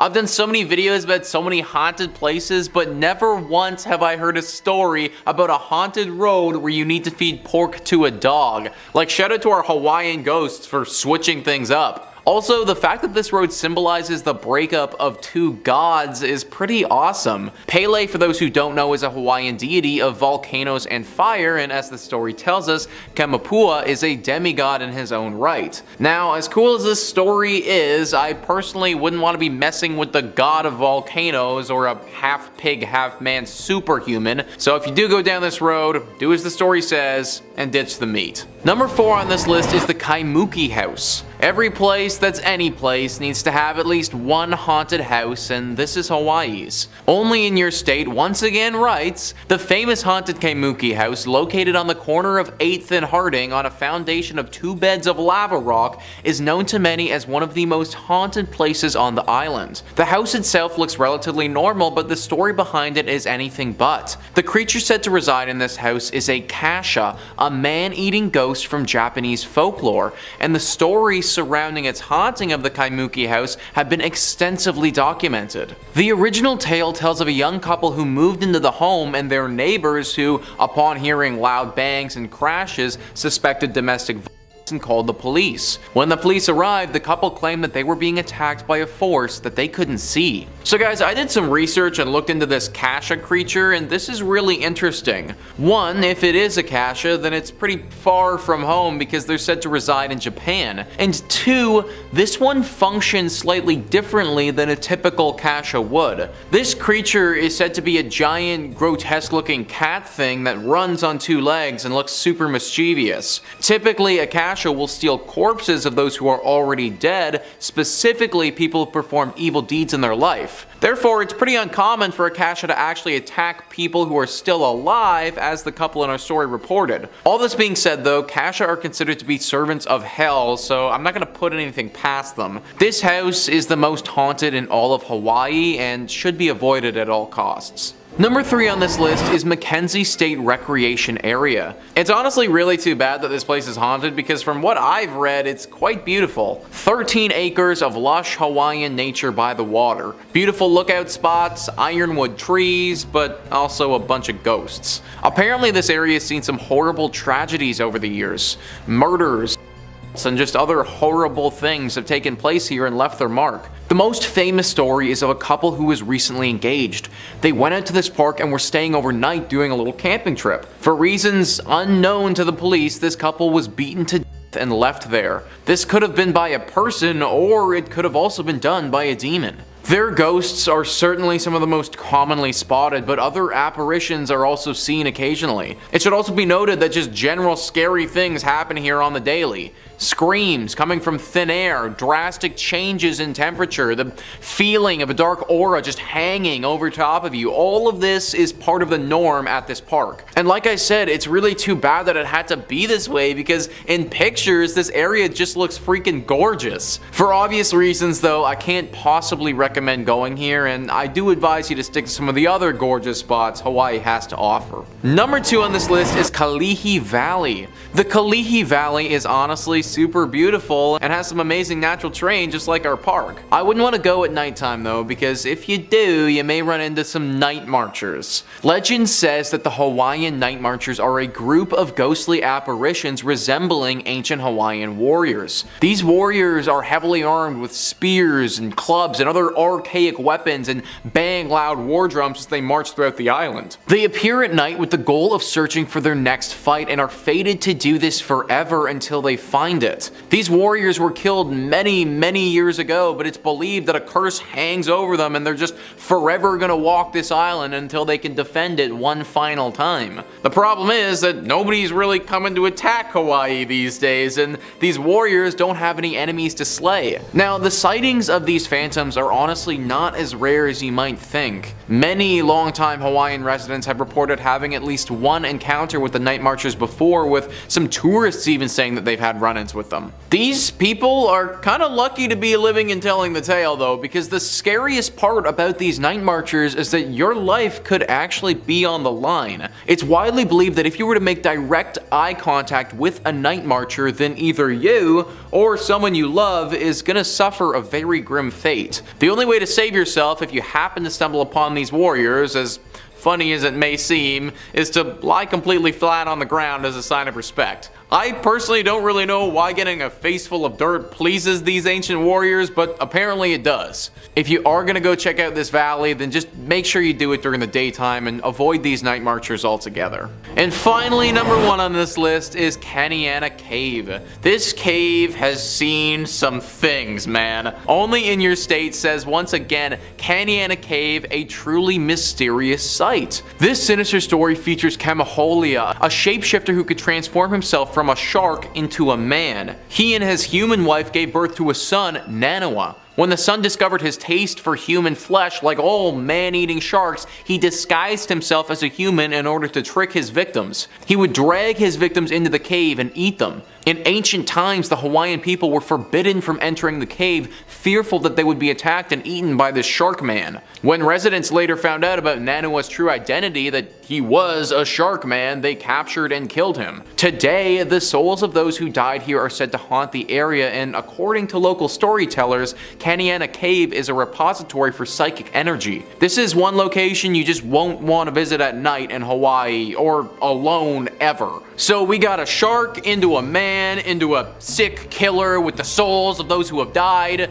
No, no, no, and another big no. This cave is just way too much for anyone to be going to. Hawaii is out here striking us again with the uniqueness, which I definitely thank them for, but this one is just far too much. I personally do not want to have to deal with the dead souls of those who were eaten by a shark man, or possibly even run into the ghost of said shark demon thing. Canyana Cave is 100% on the do not travel list and should probably just be boarded up by the sounds of it. Number 5 on this list is Villa Paula. This haunted place is located in Miami and has quite the interesting guest in the backyard. Thrillist says, this stately white mansion was originally constructed as the Cuban consulate in the mid-1920s, home to Consul Domingo Millard and his wife, Paula. The Cuban-born Paula was known to spend her days playing piano and drinking Cuban coffee until she died from complications from a leg amputation in 1932. Legend has it that Domingo interred his late wife in a sarcophagus laid in the backyard. The sarcophagus is still there now, covered by ficus tree roots and nearly impossible to reach. Whether or not it actually contains her mortal remains is debatable at best, but reports of her ghost persist. It's said her ghost is in different rooms there, says History Miami's Dr. Paul George. People who've lived at Villa Paula since have had existential kinds of experiences. Among them, phantom coffee smells and piano playing, a one-legged woman roaming about as well. So there is a literal sarcophagus just chilling in this person's backyard. Can you imagine having that just show up on the house listing? I'd be like, no, we are not okay with that. I'm kind of surprised that no one has gone to go deal with the sarcophagus before. I mean, you can't just leave this thing down there like that and expect the ghost to just go away. I would imagine that Paula's spirit is probably tied to the sarcophagus, and in turn it's tied to the area. Granted, I do kind of understand why no one wants to dig it up. Think about all the crazy stuff that's happened with the pyramids. You dig up this sarcophagus and you might end up being cursed for life, which is obviously something that nobody wants. But now we're left in this awkward place where we can't get rid of the ghost, but at the same time can't live here either. That's why I'm recommending to all of you watching, just avoid Villa Pala altogether. Number 4 on this list is the Blue Anchor Pub. So this is an interesting one because this pub didn't actually start in Florida. Thrillist says this pub was built in 1840s London during Jack the Ripper times, so it should be no surprise that it's haunted. The story goes that the bar was raised in London, but its wooden interiors were sent to New York City and then onto this sleepy Florida town in 1996. Little did anyone know that the pub's original elements came with the ghost of Bertha Starkley, a cheating wife who was murdered by her husband. Today, she can be heard rattling pots, knocking things over, and wailing in the middle of the night at the Blue Anchor. Every night around 10 p.m., the time that she was murdered, Bertha likes to remind everyone she's still here, so the current owners ring the ship's bell to scare her away. So, first thing, I've never actually heard of that before, where they take a building from one continent and then just decide to move it over to another continent. This bar must look pretty cool on the inside to go to all that trouble though. Obviously this was a bit of a mistake and everyone would have been better served if we relocated this thing straight to the dump. Bertha doesn't care if it's in London or America or anywhere. As long as the structure of this pub is still intact, her ghost will still be floating around, which makes it very hard to enjoy a night out at this place. Like imagine drowning several pints, going to take a piss, and then getting ambushed by some 1800s ghost in the bathroom with your pee-pee hanging out. Like, I don't know if I'd ever be able to recover from that, folks. Number 3 on this list is St. Augustine's Lighthouse. Ah yes, the haunted lighthouse, a true classic. Thrillist says St. Augustine's iconic lighthouse is a Florida landmark built in 1874. But climb up its 219 steps, and it's not just the views that will take your breath away. First, there's the ghost of Joseph Andrew, the original lighthouse keeper who fell to his death while painting the 165-foot tower. Then there are the Pity's 2 daughters who were playing with a building cart when it broke loose and slid into the nearby bay, drowning them both. While the girls giggle and run up and down the lighthouse steps, Joseph has been reported smoking cigars at the top of the lighthouse, keeping watch over his forever home. You know guys, if I had to be a ghost, then being Joseph wouldn't be the worst. I get to look out at the pretty scenery at the top of my lighthouse where hardly anyone bothers me, and I get to smoke cigars all day. Like, obviously I wouldn't want to be a ghost, but if I had to be, then this wouldn't be that bad. Either way, I'm not a ghost now. I am very much a human being, and if I want to stay a human being, then I recommend avoiding this place. It can obviously be very jarring to see 2 little ghost girls running around, and even though all of these ghosts are supposed to be pretty chill, we know that the paranormal can be unpredictable. I'm sure that there are tons of other non-haunted Florida lighthouses around if you're really pining for a good view. Number 2 on this list is Fort East Martello. If you don't like dolls, then you really won't like this one, guys. Thrillist says if there is one rule all Floridians follow, it's do not mess with Robert the doll. The 4-foot figurine has terrorized anyone who hasn't taken him seriously since he was gifted to artist Robert Jean Otto in 1904. Otto blamed any mischievous act around him on Robert the doll, effectively coining the oft-repeated Robert did it mantra. The doll currently holds court inside Fort East Martello, where he lives inside a glass case surrounded by a constant soundtrack of haunting xylophone music. The room evokes a heavy air immediately upon entering, and the walls are papered with apology notes from cocky tourists who've dared cross the world's most haunted plaything. Even the Prince of Darkness himself, Ozzy Osbourne, felt Robert's wrath when he suffered a series of health mishaps shortly after dissing the doll on his reality show. I don't like dolls, folks, especially the haunted variety, so this entry obviously had to make the list. Clearly it curses you after you see it because people literally have to come back here and ask for its forgiveness. I don't know if the notes work or not, but I guess that's all you can do when you're dealing with a haunted doll. Hopefully this doll can just chill out and stop haunting people, but in the meantime, I just flat out avoid going to this place in Florida altogether. And number 1 on this list is Casa Monica Resort and Spa. It really sucks that this place is so haunted because it's truly beautiful. Thrillist says St. Augustine's fanciest hotel is also its most haunted. In fact, this 5-star Mediterranean revival haunt is a hotbed of spectral activity. Children are heard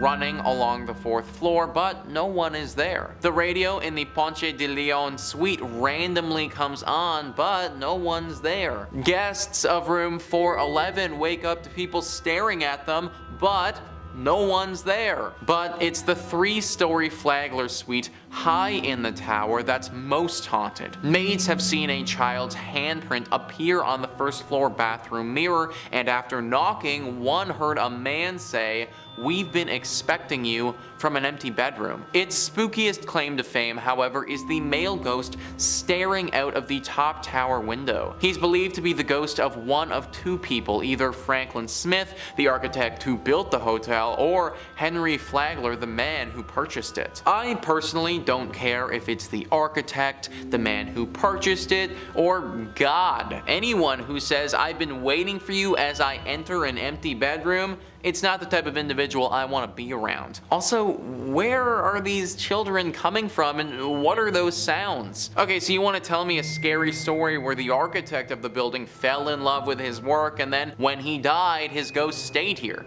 Alright, fine, I can buy that, I can believe that, but like, what are the children doing here? What do they have to do with this place and the architect? Maybe this is just one of those spots where it doesn't matter what happened here, it doesn't matter what will happen here in the future, it's just always destined to be haunted. Number 5 on this list is the Molly Brown House. If you live in Denver, then there is no way that you aren't familiar with this haunted place. Thrillist says you've no doubt heard of the Molly Brown House and likely passed it on the street once or twice too. Molly Brown was a notable member of Denver's elite and perhaps known best for being a Titanic survivor, and despite allegedly living a relatively happy life, visitors to the museum and staff have reported quite a bit of strange happenings. Some have smelled what's believed to be husband J.J. Brown's pipe or have witnessed lights off and on the fritz, and staff have reported furniture being seemingly rearranged. Sometimes, figures can even be seen roaming the house. A visit is worth it alone for the history, but the potential for getting a bit spooked or walking into a cold spot is definitely an added bonus. We once again have one of those locations where no one has any idea why it's haunted, it just is. Maybe it's the connection to the Titanic that has got this place acting funky. Obviously, that was a very unnatural occurrence and took the lives of tons of people in a very sad way. So I could believe that the Titanic and the survivor of the Titanic plays some role into why this place is haunted the way that it is. Good news is that this isn't the worst haunting that you can run into. Like, yes, you will get a little scared for sure. You might smell something funny or have a ghost pull something on you or even maybe have small valuables go missing. But ultimately, you probably shouldn't be dragged to the underworld here by some shadow demon or anything like that. So I guess if you were to visit any place on this list, then this one wouldn't be the worst. Just be prepared for what's coming, because if you aren't, then it could leave you with some serious mental trauma. Number 4 on this list is Phantom Canyon Road. You need to be very careful on this road because there is a good chance you could suffer a serious crash if you aren't. Thrillist says a haunted road is one thing, but a haunted haunted road in Colorado means you're likely on the edge of a mountain and at some serious elevation. Phantom Canyon Road is a detour off the Gold Belt Tour byway connecting Cripple Creek and Florence, and was originally the railroad for that route. As you drive along, you can clearly see the ghost towns of Wilbur, Adelaide, and Glenbrook, and legend has it that the reason for Phantom Canyon's name is credited to sightings of a man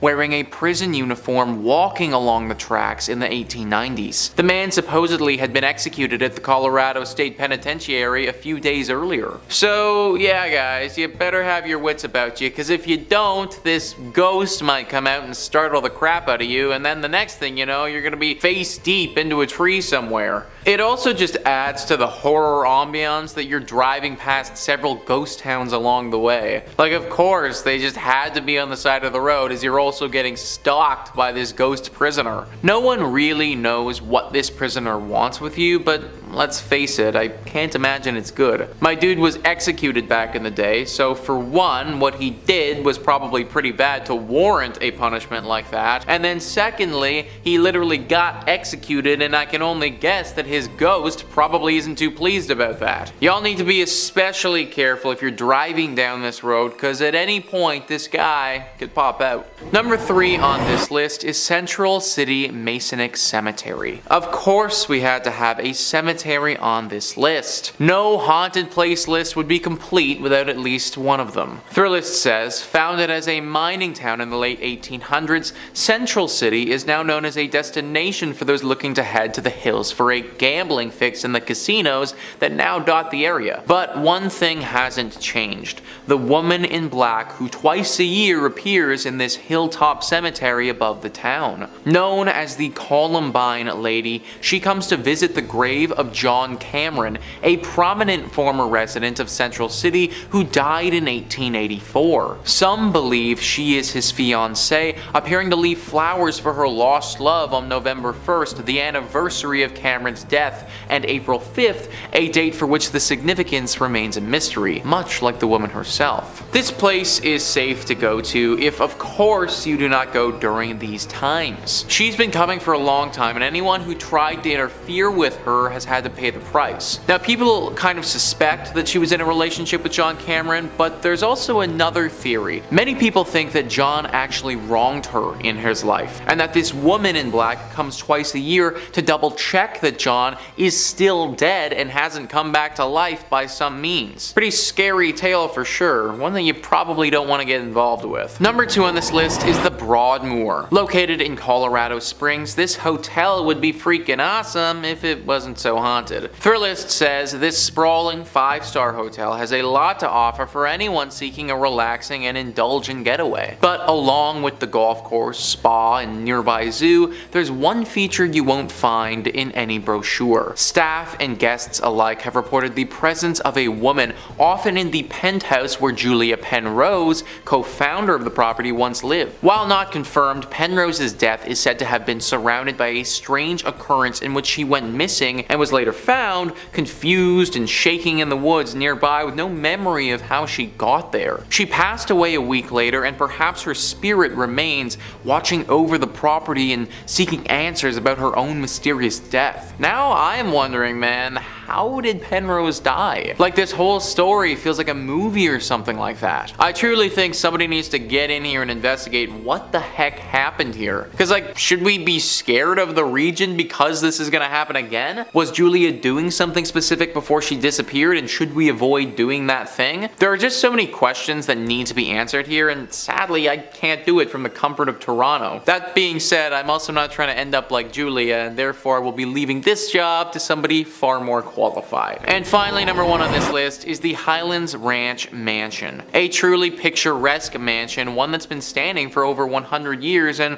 one that's home to a ghostly spirit. Thrillist says this sprawling stone mansion, built in 1891, is often rented for weddings and events due to its impressive structural beauty and picturesque prairie views. But it's also a historic property and somewhat of a museum of the times, with a bit of paranormal activity sprinkled called in. The ghost of Julia Kistler, daughter of F. Kistler, who bought the property in 1926, is said to haunt the home, with visitors and staff alike reporting hearing a woman's sobs, seeing a silhouette figure moving about when the mansion was otherwise vacant, and lights sporadically turning on and off. I don't know about you guys, but during my wedding ceremony, I want to hear beautiful sounding music, not the sobs of some ghost woman thing. Apparently she's crying all the time, and this woman's emotions are not something to play with. There's a story where once several children were playing around here. There was a wedding ceremony scheduled here for later that day, and the children were off doing what kids do before the proceedings got underway. They ran into this ghost crying, and then they started to make fun of her. They were rude and definitely unkind, but they also didn't deserve what she did next. It's said that in a fit of rage, she flew inside their bodies and possessed each and every one of them for a short time,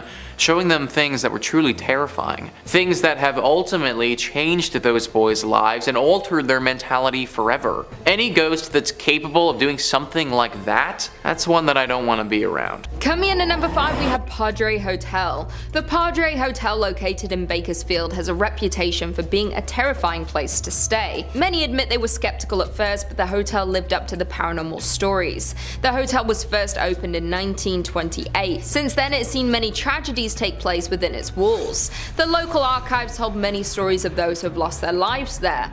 These guests now haunt the hotel, leaving behind signs that they still stay here to this day. There have been so many incidents here, it's sometimes unclear who was contacting the guests. In the 1950s, there was a large fire where many perished. Some say that in spots around the hotel, you feel an intense panic and sense of terror come over you, as if you yourself were trapped in the blaze. The upper floors are said to have the most paranormal activity, in particular the 7th floor. It is said to be a hotbed for unexplained paranormal happenings. Many guests even request to stay on this floor to see if they can experience these terrors for themselves. The hotel's general manager has shared some of the terrifying experiences she has had there. She said one night while she was making her rounds, she opened a door to a closet. Suddenly, she had an overwhelming feeling of cold and immediate adrenaline. She said her hair was standing up on her arm. Suddenly the door slammed and she ran as fast as she could out of the hotel. She said she told a couple of people who found her outside. She was clearly frightened and everyone wanted to know what she saw. She said since then she has rarely told the story. She has worked there for over 10 years and has never felt fear like this before. Others have witnessed reoccurring ghosts, stories that fit together from strangers who have never met. One common sight at the hotel is a man stood on the roof. Many see him as they first arrive at the hotel, thinking he might be doing work on the roof. They think nothing of it. He has been seen many times by different guests. Those who ask what he is doing up there are told no one is allowed on the roof after a tragic accident had occurred at the hotel years ago. Many believe it is the man's ghost who keeps appearing to guests as a warning to not enter the hotel. In at number 4, we have Alcatraz Island. Alcatraz Island is one of the most notorious prisons in history and can be found on the San Francisco Bay. Before it became a federal penitentiary, it was discovered by Spanish naval officer and explorer Juan Manuel de Ayala, who founded the island in 1775 and built several small buildings and other minor structures on the island. In 1850, President Millard Fillmore ordered Alcatraz Island to be set aside specifically as a United States military reservation for military purposes following the Mexican-American War. In 1861, the island held hundreds of Civil War prisoners. Then, in 1934, the prison opened and operated until March 1963, and as of lately has become a major tourist attraction. Alcatraz is the site of a now abandoned federal prison, the oldest operating lighthouse on the west coast of the United States, and early military fortifications. Landmarks on the island include the main cell house, dining hall, lighthouse, the ruins of the warden's house, social hall, parade ground, recreation yard, water tower, and other small buildings. Some of the most infamous criminals were kept at Alcatraz over the years, and due to the strong currents around the island and the ice-cold water temperatures, it made escaping nearly impossible. Some of the most notorious criminals held at Alcatraz include Al Capone, George Machine Gun Kelly, and Bumpy Johnson. Contrary to popular belief, it was in fact possible to escape and swim to shore. Extremely hard, but possible. During the 29 years of operation, the penitentiary claimed that no prisoner successfully escaped, but many question that. A total of 36 prisoners made 14 different escape attempts. 23 were caught alive, 6 were shot and killed during their escape.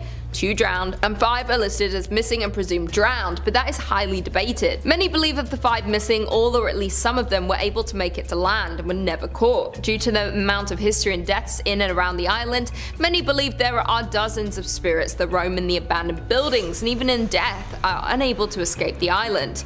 Alcatraz is a popular tourist attraction because of its ghost sightings, weird occurrences and history, and they offer daily tours to see the island and its buildings. In at number 3 we have the Queen Mary. The iconic Queen Mary ship is located in Long Beach and is one of the most haunted destinations in the United States. The ship was first christened in 1934 by Queen Mary herself, and it was retired more than 3 decades later. It has since been converted into a hotel where guests can sleep surrounded by the original wood paneling and portholes. If you do plan on staying on the ship, you may not be the only guest here though.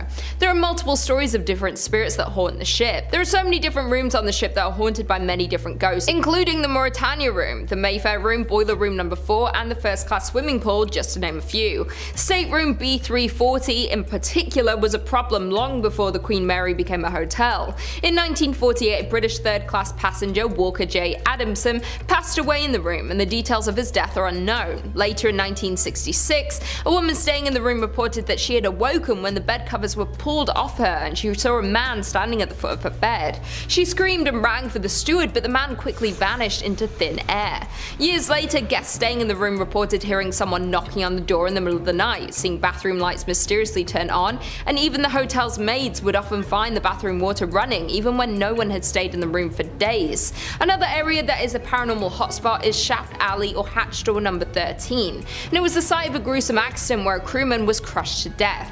His ghost is regularly seen around the area now. People often report hearing the sound of someone running behind them and whistling, while others have noticed that spots of grease that appear to look like fingerprints appear on their face, and some have even seen a figure of a bearded man in blue overalls that looks like a crewman. Due to the amount of paranormal activity, many ghost enthusiasts, investigators, and TV shows frequently visit the ship to stay and partake in the ghost tours they offer. In at number 2 we have the Roosevelt Hotel. The Roosevelt Hotel in Hollywood was made famous due to the number of celebrities, past and present, who have stayed there, including one of the most famous women in history, Marilyn Monroe, who stayed at the hotel for 2 years early in her career and posed for her first commercial photography shoot by the hotel's pool. Many believe her spirit, among others, still linger through the halls of the hotel. Some of the most famous people in history have stayed at this notorious hotel, including Charlie Chaplin, Shirley Temple, Prince, Ernest Hemingway, Brad Pitt, and Angelina Jolie, just to name a few. The hotel opened in 1927 and is the oldest continually operating hotel in Los Angeles and is named after the 26th President of the United States, Theodore Roosevelt. It is a staple in Hollywood due to it being on Hollywood Boulevard and being so close to the Hollywood Walk of Fame and the famous Chinese theater. The first ever Academy Award ceremony was held at the hotel on May 16, 1929, inside the Blossom Ballroom. It was a private ceremony open only to the Academy members, with a total of 270 people in attendance. At the time, the Oscar nickname for the award had not yet been invented. It would be introduced 4 years later. Many guests have experienced paranormal activities while visiting the hotel, like feeling cold spots, receiving mysterious phone calls, and capturing orbs in their photographs.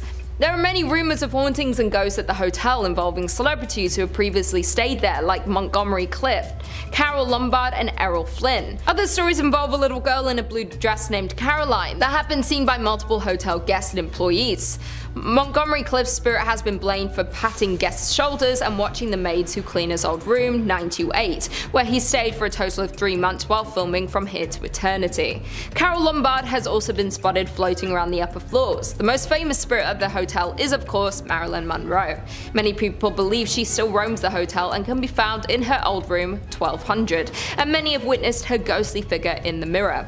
This hotel is both famous and notorious, and if you're brave enough, you can stay in these celebrities' old rooms. And finally, in at number 1 we have the Cecil Hotel. The Cecil Hotel in downtown Los Angeles has been known by many to be a haunted hotel, but gained massive media and global attention when the popular Netflix documentary came out regarding the disappearance of Elisa Lam, who went missing missing while staying at the hotel. The case was extremely mysterious and made many question the sinister background of this notorious hotel. The hotel was built in 1924 as a destination for business travelers and tourists. It flourished throughout the 1940s but saw a decline as the nearby Skid Row became extremely overpopulated and drugs and crime ran rapid. As many as 10,000 homeless people lived within a 4-mile radius from the hotel. For decades, this hotel had a reputation for violence and death due to the number of mysterious cases that have happened throughout the years at the Cecil. The first documented case of someone taking their own life occurred in 1927 when Percy Cook shot himself while inside his hotel room after failing to reconcile with his wife and child.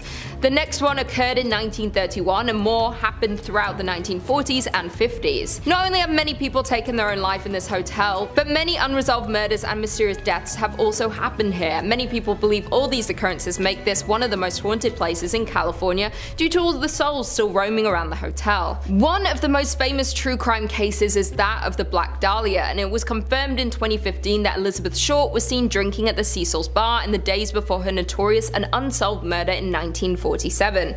In the 1980s, the hotel had been the residence of one of the most famous serial killers of all time, Richard Ramirez, nicknamed the Night Stalker.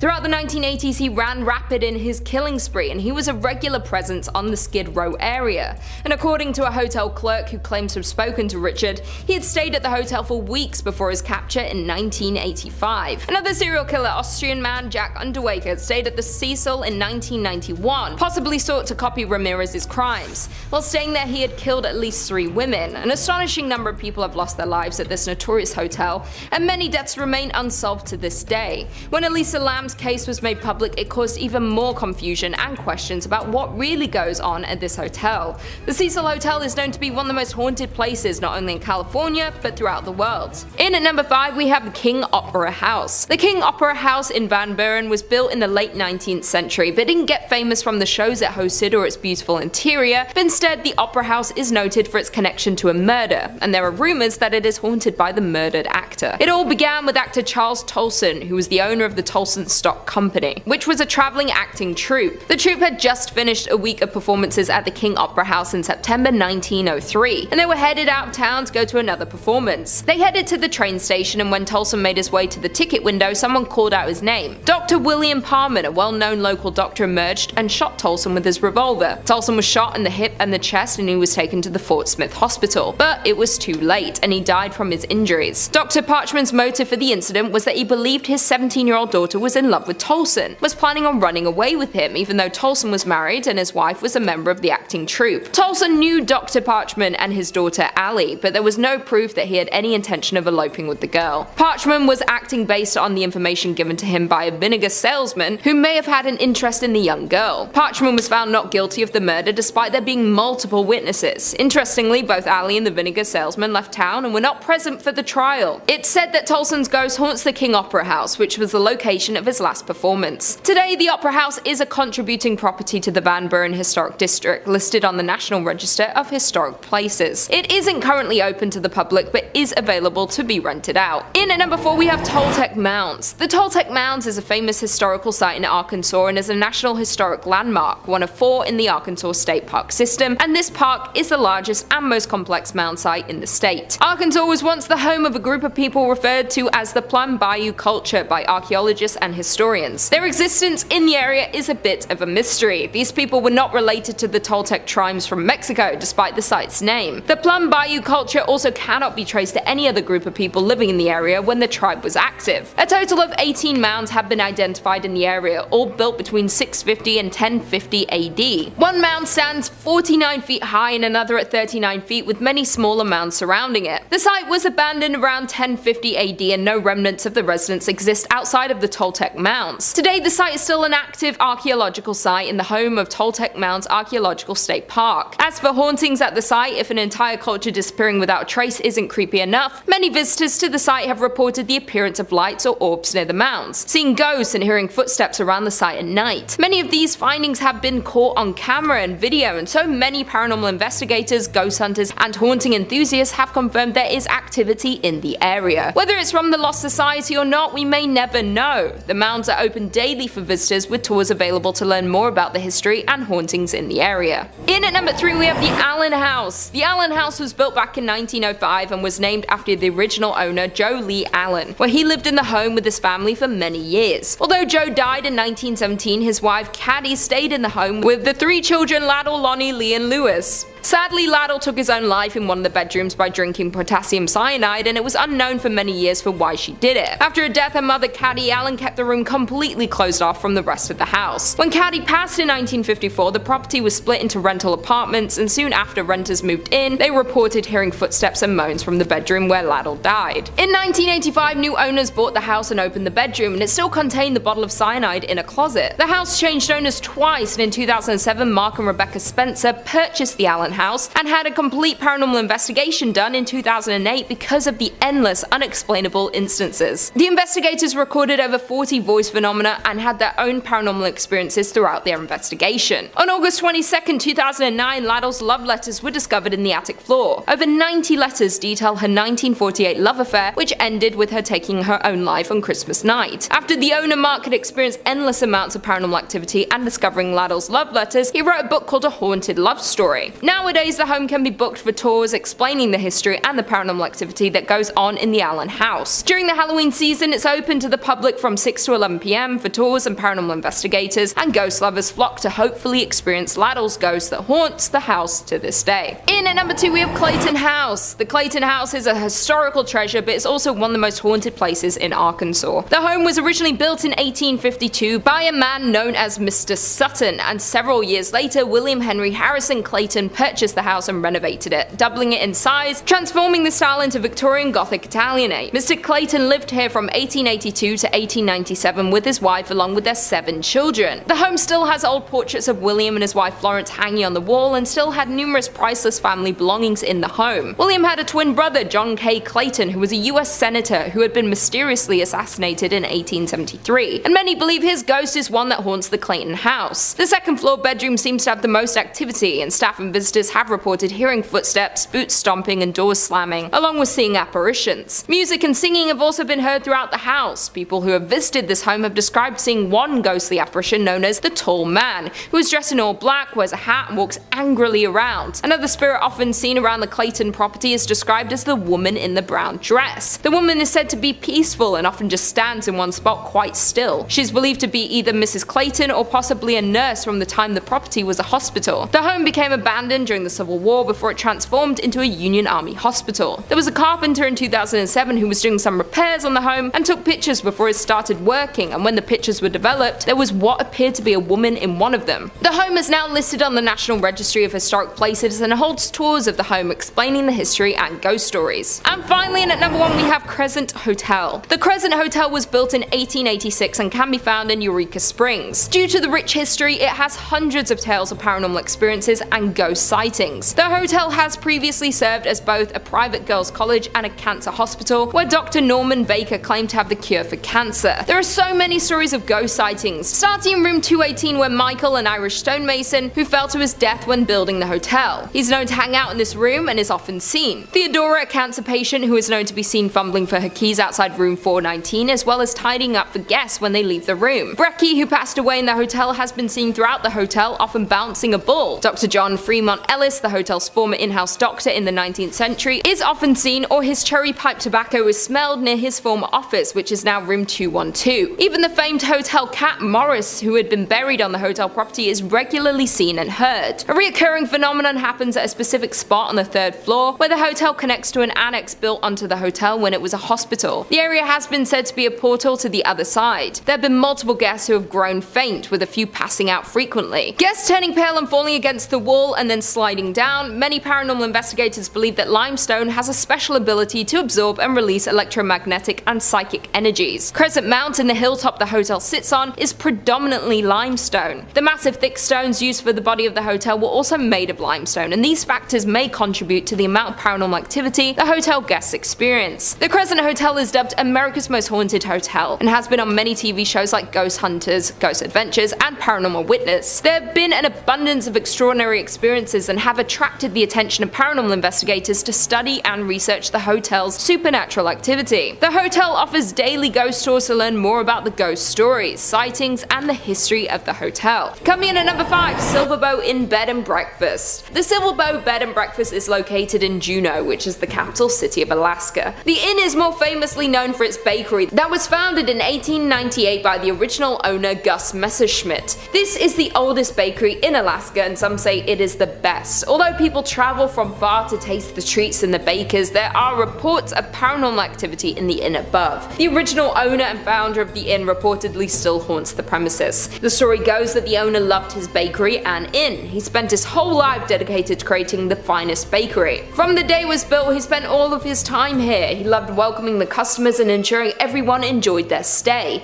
Inevitably, having spent all of his time at the inn, he was here when he passed away in 1938. He was so dedicated in life, it seems his soul was tethered to the place in death. Since he passed away, guests of the bakery and inn have reported a lot of paranormal activity. The most commonly reported sighting is of Gus opening his shop early in the morning. People have seen a figure matching his description walking around the halls as he once did to prepare for his day. This is not the only thing that guests have noticed. Some people have reported knocking on their bathroom door. When they go to investigate who it is, there is no one there, but they have a feeling of being watched. Many believe this is Gus checking up on the guests. He also wanted to ensure everyone staying there was happy, and people believe this is a sign that he's still checking in on the guests today. Coming in at number 4, the Hotel Captain Cook. The Hotel Captain Cook, located in Anchorage, is notorious for its paranormal spirit, which has been nicknamed the White Lady. People often take ghost tours of the hotel, hopeful of a chance to meet this famous spirit. Although the origins of the ghost are mostly unknown, from her behavior it appears she passed away in the women's bathroom, or at least in the area which may have been home to something else before the hotel was built. The locals explain how she is bound to this place and is unable to pass on. She could possibly be cursed, as she seems distressed about her situation. Since the hotel opened, there was a lot of paranormal behavior in the area. She would break the glass of the mirrors in the ladies' bathroom or swing open the doors to scare those inside. The hotel management had to step in when one guest used the bathroom stall located at the very end of the ladies' room. While in the stall, she felt something fall around her neck and start to get tighter and tighter. The woman panicked and ran from the stall. As soon as she left the cubicle, the sensation stopped. Since then, the bathroom has been bolted shut as to stop this from happening to anyone else. She does seem to be mostly contained to this stall, but there are still paranormal happenings. Lights turn on and off on their own. No one has been hurt since the spirit was locked away, but I would still stay far away from this hotel. Unless you're looking for an angry spirit, this is a hotel that should not be on your list of destinations to visit. Although, my parents were there and it's fine, you know. They're Gucci gang.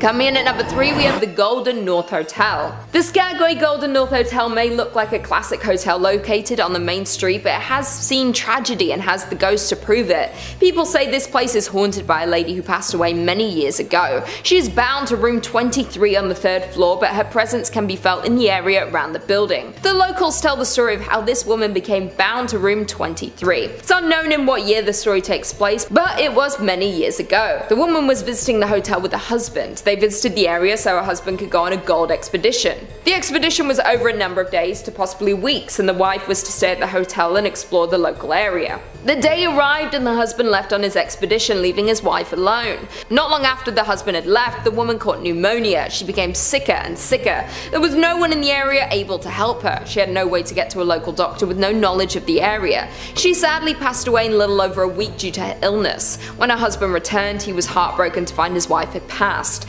She had been laying in their room for weeks awaiting his return. The locals were shocked to hear what had happened, and horrified no one had heard her cries and helped her survive her ailment. Since then, she has been bound to the room. Other guests have heard sounds coming from the room which remains empty. The spirit can be heard coughing or choking. Some have said they saw her from the window of the hotel when walking around the area late at night. Some have even heard her cries for her husband. When anyone tries to investigate the room, they just find it empty and cold. The cold of the room takes over you as soon as you open the door. You can feel you are in the presence of a spirit and are overcome with sadness. Coming in at number 2, we have Independence Mine. The Independence Mine, now known as the Independence Mine State Historic Park, is the site of a former gold mining operation. It is located in Palmer, Alaska. The mining history in the area dates back to at least 1897. The mining town now sits abandoned. The operations were temporarily halted in 1950 with the plan to eventually resume operations. They were never able to resume the operations. This resulted in a well-preserved collection of mining equipment and buildings. Although weather has taken its toll, many of the buildings still stand today. As we know, with many mines, there are often accidents due to the dangerous nature of the work. Parts of the mine would often collapse. The mine is now a big tourist site as a look into the life and work of miners in 1897. The visitors have reported a lot of paranormal activity while touring the facility. Almost everyone who visits the mine sees some form of activity there. There are many apparitions that appear. They walk around the mine as if they were doing their usual day's work. Some have even seen cigar smoke coming from certain locations. You can smell and see the smoke, but there are no cigars in the area that could be making the smoke. Tour guides have noted that they often have the feeling of being followed. They can feel themselves being watched each time they tour the facility. Some have even found footprints that don't belong to them or anyone in their group. Although there is a lot of paranormal activity in the area, tourists still come to see the remains of the mining town. The ghosts seem to be well intended. They may merely be echoes through time of the souls who passed here. As far as we know, there have not been any visitors who have been hurt during their visit. I would still be wary of visiting here though. Finally, in at number 1 we have At the White House. At the White House was built in 1902 and is now on the National Historic Register due to how long it has been standing in the community. It has had many issues since it was built. It was originally built as a hospital, then it was used as a daycare center, and today is used as a hotel. Any building that was used as a historic hospital has seen a lot of tragic passings. When the building was used as a daycare center, there was a tragic fire. The building caught fire in the 1980s. It was fully restored following this. During the fire, the young woman who owned and ran the daycare was trapped inside. After ensuring all of the children were safe, she became trapped and unfortunately perished. Since the fire, her apparition has appeared around the home. Most guests believe her to be a kind spirit, but she does bring on the feeling of dread and terror when she is in your presence. Guests at the hotel have claimed to be startled awake by the young woman standing at the foot of the bed. Once they wake up and become frightened, the spirit usually disappears. Workers at the hotel claim that she appears to show more interest in families with children. She reportedly had a love for looking after children, and even in death she wanted to ensure their safety during their stay at the hotel. It is unknown what room she was trapped in during the tragic fire, but there are numerous cold spots around the hotel. Others have heard faint screams and cries coming from certain rooms. She is hailed as a hero for saving all of the children during the fire, but guests are still frightened when greeted by her ghost in the early hours of the morning. Coming in at number 5 we have Westmark Fairbanks Hotel. Starting off with the Westmark Fairbanks Hotel located in downtown Fairbanks, Alaska,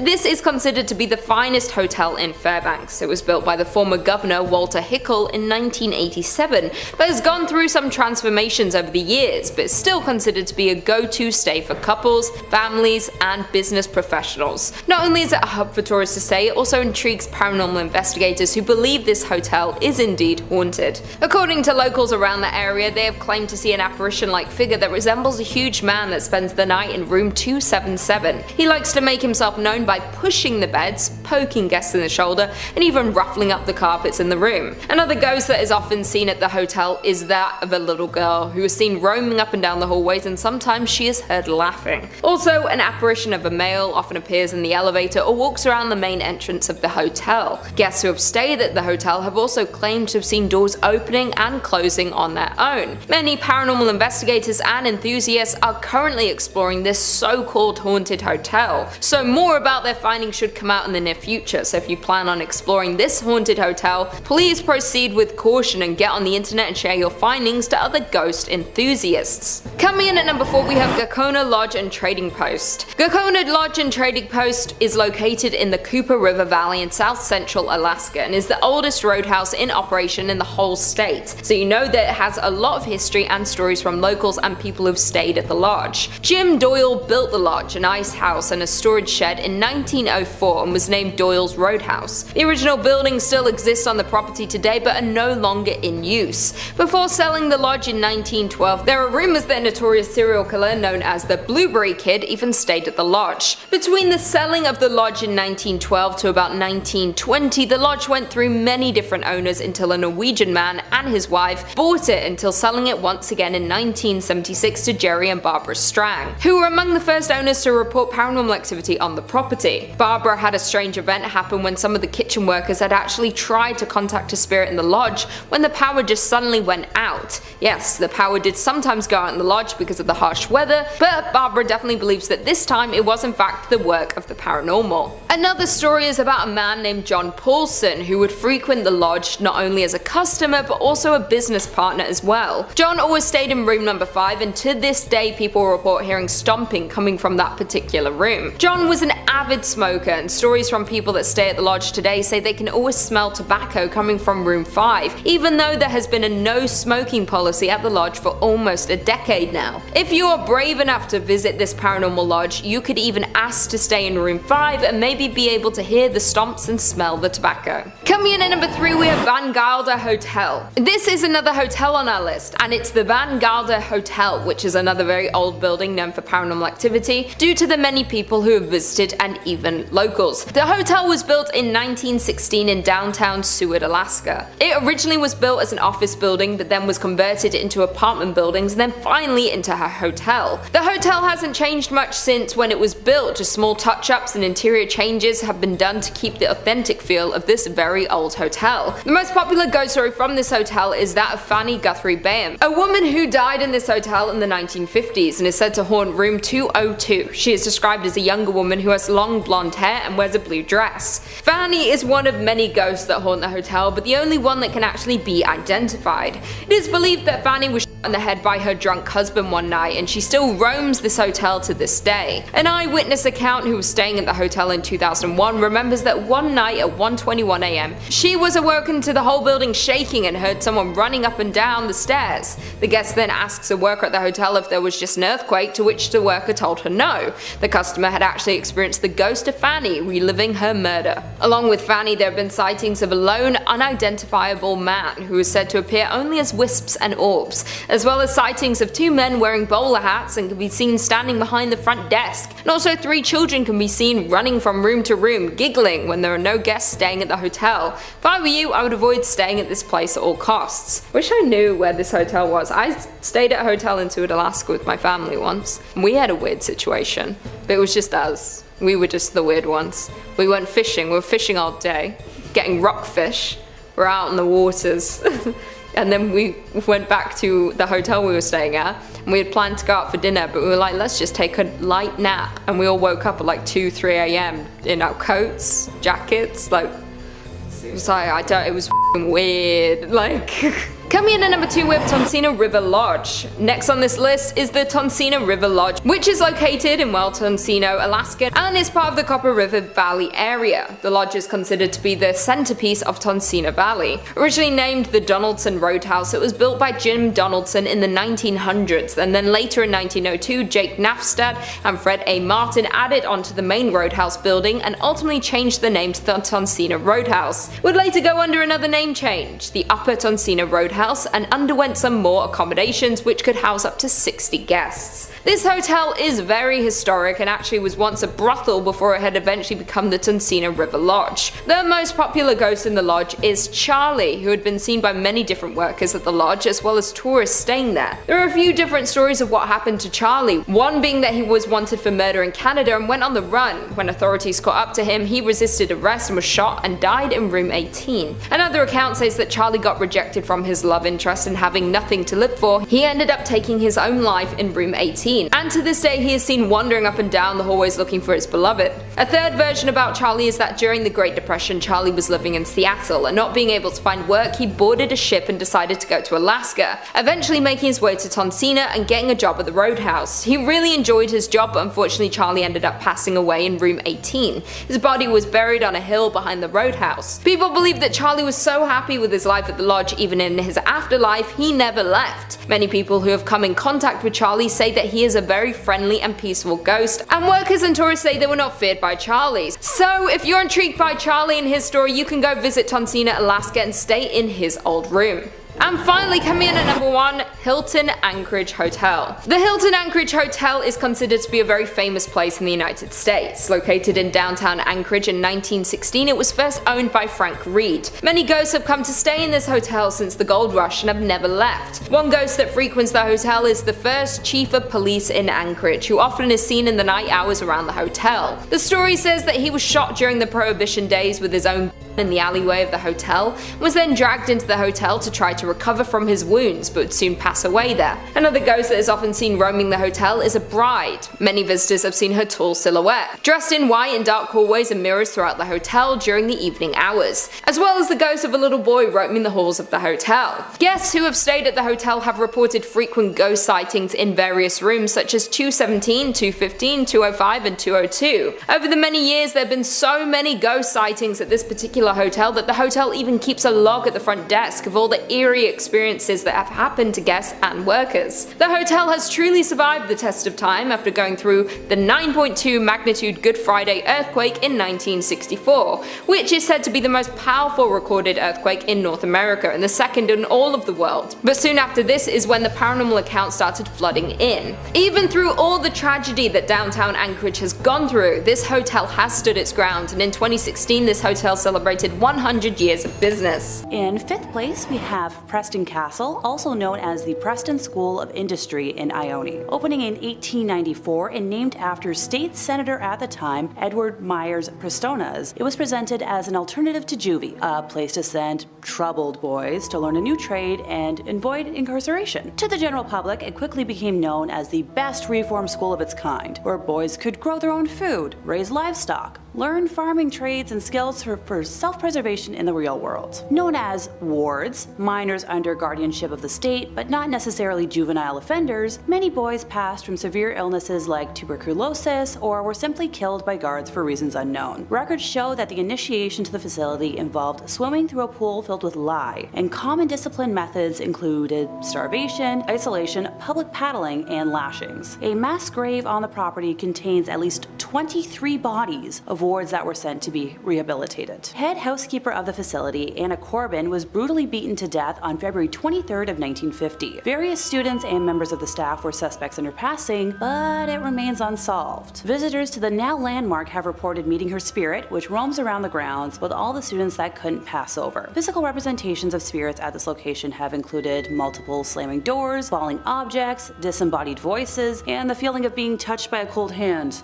All common pranks that are meant to terrorize and discombobulate. In 4th place, we have the Los Coches Adobe in Soledad. Before the establishment even broke ground, back when the area was used primarily for mining, over 30 miners perished in a soil collapse, and visitors to the area have since reported hearing their cries for help from the now abandoned mine shaft, while feeling pressure on their chest and back as if they were being buried alive. The adobe itself is located on the site of Highway 101. The building being originally built in 1843 to be used as lodging for workers in the area. Between 1872 and 1886, Soledad served as the terminal station for the railway that connected to San Francisco. Legend says that the owner of the inn was responsible for ending the lives of multiple folks who stayed there, especially near the end of the inn being in use, by entering the rooms as they slept and slitting their throats before stealing their riches in an attempt to keep the inn, well, afloat. Other spirits spotted on the property include, but are not limited to, a man hanging from a tree swaying in the wind,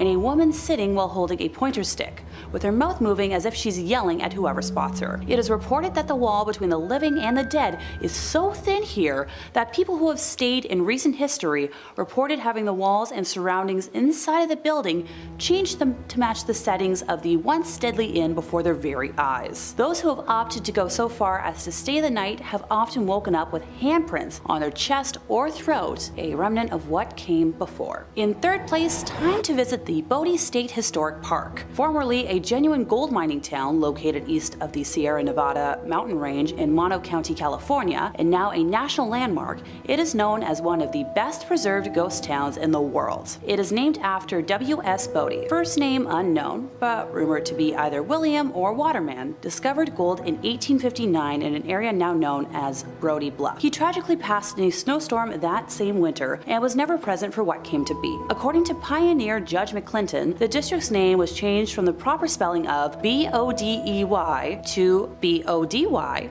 body, and then a few other phonetic variations to eventually become B-O-D-I-E after a painter in the nearby boomtown of Aurora lettered a sign as such. You know, an accidental typo that stuck through history. While the output from the mine is largely insignificant in terms of mining history, the violence and early endings to lives tell a different story. A particularly harsh winter between 1878 and 1879 claimed hundreds of lives, with many others perishing from falling timber and explosions underground. Bodie as a town grew to have a reputation for violence and lawlessness, and unlike other mining camps at the time, killings were daily events.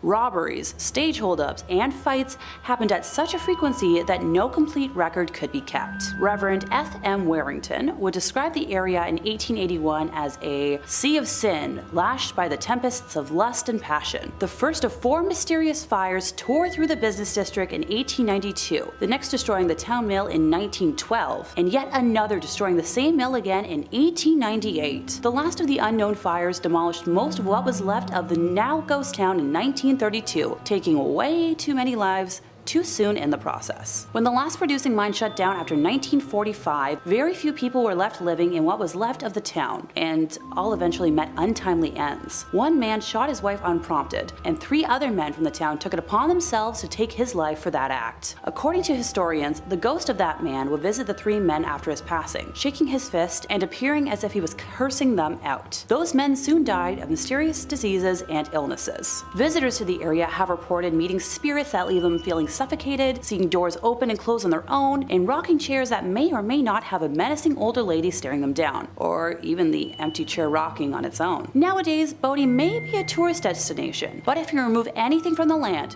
even so little as a pebble, you'll be cursed with remorse and tragedy. The park keeps a logbook of all letters and items returned to them, with each thief writing an apology note to Brody for what was taken. The curse is upheld by the ghosts of residents past who guard against thieves and protect the town's treasures. Coming in second place, we have the Cecil Hotel in Los Angeles, which was renamed to the Stay on Main in 2011. Cited as one of the inspirations for American Horror Story, Hotel, its history includes multiple deaths by a single hand and more unexplainable horrors. The first documented end of life at the Cecil occurred on the evening of January 22, 1927, when Percy Ormond Cook, age 52 at the time, shot himself in the head while inside his hotel room after spending over $40,000 in an attempt to woo back his estranged wife and an attempt to buy happiness. The next death that was reported was in 1931 when a guest, W.K. Norton, passed in his room after taking poison capsules. Too many lives to list were self-taken at the height of the Great Depression in the 40s and 50s. In 1947, it was claimed that Elizabeth Short, otherwise known as the Black Dahlia, was spotted at the hotel days before her gruesome and unsolved end of time. On the topic of unsolved deaths, we move ahead to 1964, when a retired telemarketer named Pigeon Goldie Osgood, who had been a well-known long-term resident at the hotel, was found brutally ended in her room, with said room having been ransacked. In the 1980s, the hotel was home for a few weeks to repeated ender of lives Richard Ramirez, nicknamed the Night Stalker. It's assumed that he engaged in most, if not all, of his killing spree while staying there, being convicted of 13 deaths total in 1989. A copycat of his, Jack Unterweger, stayed at the Cecil in 1991 and was responsible for the strangulation and death of at least 3 women of the night. The most recent death reported took place in 2013, when surveillance footage of Canadian student Elisa Lam behaving erratically in the hotel's elevator went viral. The video depicts Lam repeatedly pressing the elevator's buttons, walking in and out of the elevator, and was recorded shortly before her disappearance. After 19 days of being missing, her naked body was discovered in a water supply cistern on the hotel roof, following complaints from guests of odd-tasting water and low pressure. And finally, in first place, we have the famed Winchester Mystery House in San Jose. It all began in 1881, when the passing of Sarah Winchester's mother, father-in-law, and husband, William Winchester, of the famed Winchester Repeating Arms Company, passed away in quick succession, leaving her with a very large inheritance, assumed to be around $20 million, which which would amount to roughly $561.6 million today, and a 50% stake in the company, making her one of the wealthiest women at the time. After living in Connecticut for the majority of her life, a combination of an arthritis diagnosis and meeting with a medium convinced her to start a new life in California. She believed her family to be cursed by victims of the Winchester rifle, and began construction on what was originally a 2-story, 8-room farmhouse, which she purchased in 1886. She and her late husband shared an interest in architecture, and after dismissing all of the architects she originally met with, decided to do all of the home planning herself. She was known to rebuild and abandon construction if anything didn't meet her expectations, which resulted in a maze-like design. It is believed that said maze-like design was mainly intended to confuse and keep spirits from harming her and what was left of her family. According to paranormal investigators Mary Jo Ignafo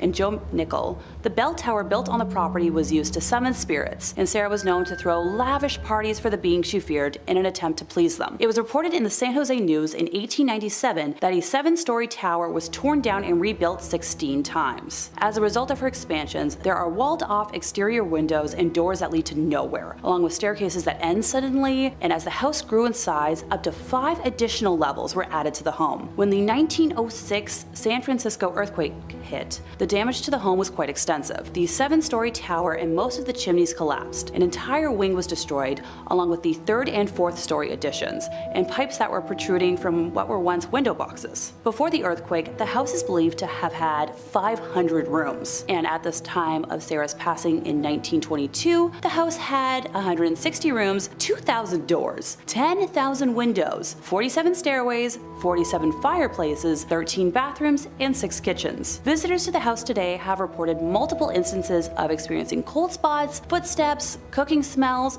odd sounds, whispering, doors and windows slamming, and feelings of being watched. At lucky number 5 is Joliet Correctional Center. The Joliet Correctional Center, established in Joliet, Illinois in 1858, holds a storied past that is as captivating as it is haunting. This historic penitentiary served as a house of horrors for over 150 years, housing some of the state's most notorious criminals. Within its imposing stone walls lie a rich history of many eerie and disturbing tales. But the most chilling of these tales is that of the murder of the warden's wife in 1915. Odette Allen, better known simply as the warden's wife, was an aspiring singer before marrying her husband, Warden Ned Allen. The marriage would have her move from her home in Los Angeles to living in the Joliet Correctional Center with her betrothed. Odette was incredibly popular among the inmates. She was known to be a kind and compassionate woman who tried to make the lives of the prisoners a little more bearable by offering them small acts of kindness, such as providing treats or lending a listening ear to their troubles. The inmates would call her things like the Good Angel and the Little Mother at the Big Stir, out of admiration for her benevolence. The inmates would often act as servants to her and the warden, as an alternative to hard prison labor. In June of 1915, the warden went to Chicago to meet with politicians about the building of a new prison. Odette didn't join her husband because the dresses she wanted to wear weren't yet ready. One morning, Odette asked for the help of Joe Campbell, also known as Chicken Joe, a prisoner who had been convicted of murder at the age of 29. He was selected to be Odette's personal servant because of his great behavior and his healthy relationship with her and the warden. He was due for parole the next week, and Odette was going to testify for him at his hearing. Sounds like life was looking up for Chicken Joe, but what happened next would tragically bring all these good things to ruin for the young prisoner. The morning of her death, Odette asked Joe to refill her water bottle, go grab her coffee and a newspaper,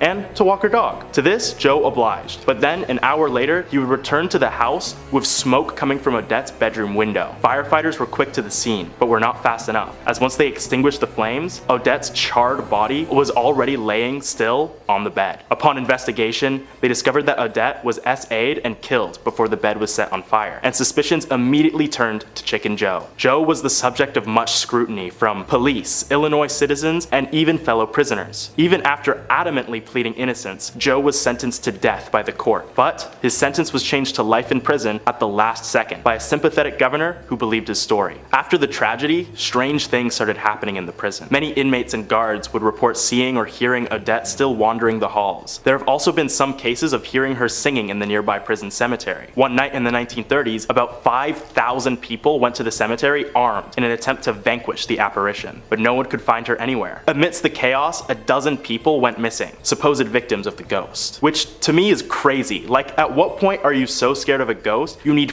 5,000 people just to get rid of it. And they still didn't even find her. Just give up at that point, guys, come on. Anyway, it is said that Odette remains in the prison in order to protect her boys, the prisoners who were inspired by her kindness and honored her after death through their good behavior. Any visitor that would try to disturb her peace would incur the poltergeist's wrath and suddenly disappear. If you were to visit the prison today, which closed in 2002 and was turned into a historical site, there's still a good chance you might come across Odette's ghost, still wandering and singing. Next up at number 4 is the Congress Plaza Hotel. Constructed in 1893 as part of the World's Columbian Exposition, the Congress Plaza Hotel has welcomed countless guests over the years, including prominent figures such as presidents, celebrities, and even infamous gangsters. Its iconic location overlooking Grant Park and Lake Michigan has made it a popular choice for visitors seeking a taste of vintage luxury. But it is the hotel's dark past and ghostly residents that have set it truly apart. One of the most well-known ghosts said to haunt the hotel is that of a ghostly presence known as the Shadow Man. His story dates back to 1900, when Captain Louis Ostheim, a war veteran haunted by the horrors of the Spanish-American War, sought refuge at the hotel on the eve of his wedding. The captain would often experience PTSD-induced night terrors and suffer from extreme anxiety and paranoia. The night of his death, he awoke suddenly after being consumed by a brutal episode. In his disoriented state, he would search for solace or an escape from his inner demons.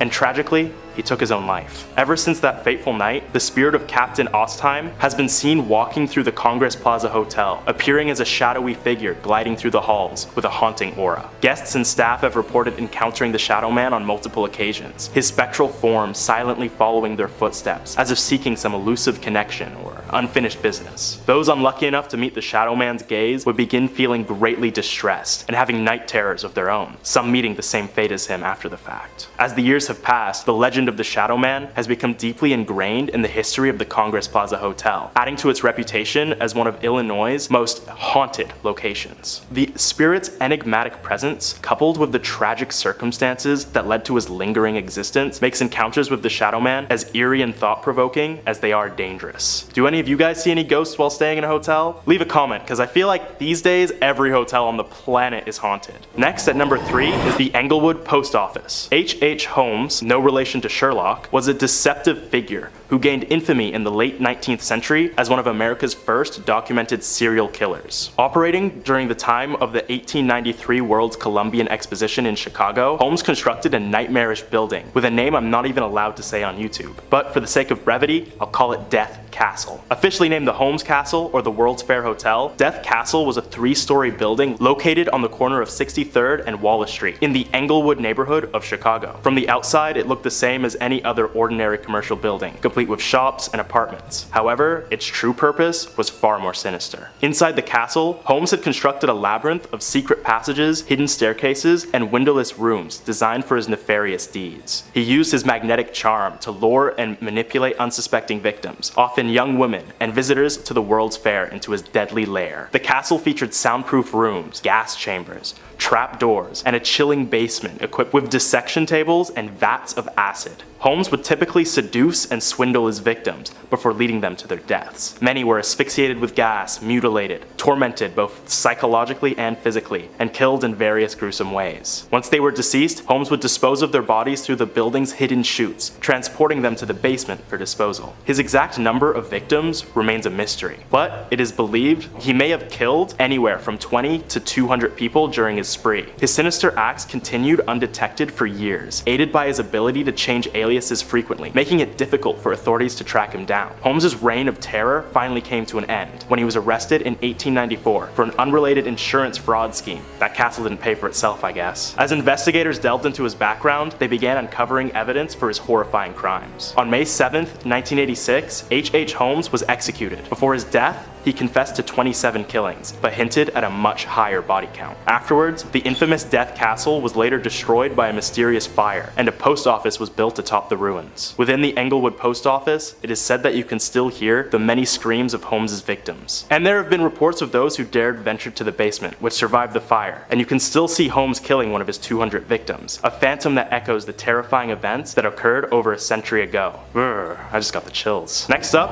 at number 2, is a short one. Resurrection Cemetery. Located in Justice, Illinois, the Resurrection Cemetery holds what it is known to be Illinois' most famous ghost, known only as Resurrection Mary. The story goes that Mary was a vibrant and lively dancer who attended the dance hall in the 1930s. One fateful night, she left the hall after an argument with her partner and decided to walk home alone along Archer Avenue. Tragically, Mary was struck and killed by a hit-and-run driver while walking along the desolate road. Since then, motorists driving along the street will often see Mary's ghost walking along the road wearing a white gown and dancing shoes. In some cases, Mary will appear as a hitchhiker, but by the time the car reaches Resurrection Cemetery, she would suddenly vanish, occasionally taking the driver with her. Remember guys, don't pick up mysterious, ghostly women off the side of the road. It's called stranger danger, and we should all know it by now. Moving on to number 1 is Menteno State Mental Hospital. Established in Menteno, Illinois in 1930, the Menteno State Mental Hospital initially served as a psychiatric facility for mentally ill and developmentally disabled patients, offering them treatment and care. However, over the years, the hospital's conditions deteriorated, leading to allegations of beatings, neglect, and the mistreatment of its vulnerable inhabitants. These inhumane conditions only worsened as time passed, with tales of neglect, experimentation, and even deaths due to inadequate medical attention began to spread, shrouding the institution and its reputation in darkness and sorrow. The hospital was at its worst when 384 patients and staff came down with typhoid fever in 1939 in an incident referred to as the Menteno Madness. The director of the hospital mistook the affliction to be nothing more than a case of diarrhea, but when patients and staff began dying,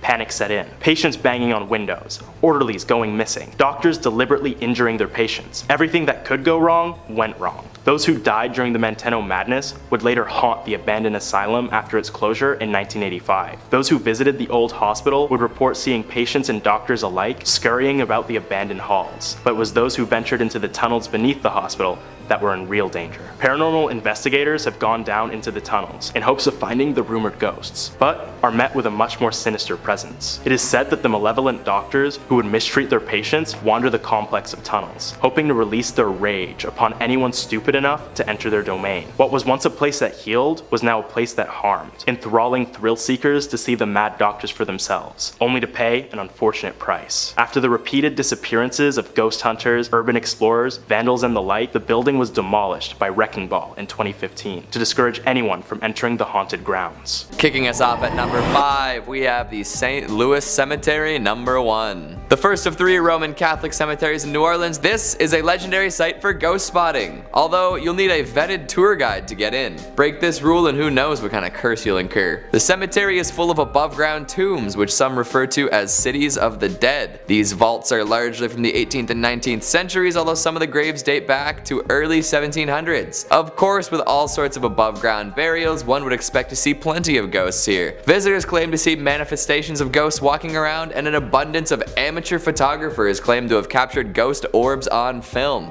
Digital too. Some ghosts are more famous than others, but at the St. Louis Cemetery number 1, none are as well renowned as Mary Laveau. The voodoo queen of New Orleans, Laveau made a name for herself through fortune telling, occult studies, and herbal medicines. These days, gawkers claim to see her floating through the cemetery where she's buried, wearing her signature bright colored clothing and white turban. Guests have reported being scratched, pinched, shoved, or even coming down with sudden unexplainable illnesses after seeing her ghost. For many years, followers of the occult would visit her tomb and mark it with 3 X's, but this led to more severe vandalism and it has been refurbished since. Laveau isn't the only ghost to roam the graves, but she is definitely the most well known. Just watch your back if you choose to visit and stick with the tour guide. Next up at number 4, the Hanging Jail. The Gothic Jail of De Ridder was built in 1915. Anything Gothic has a higher chance of being haunted, it's just how architecture works. That's why the Notre Dame is so full of ghosts. That and the whole Claude Frollo situation.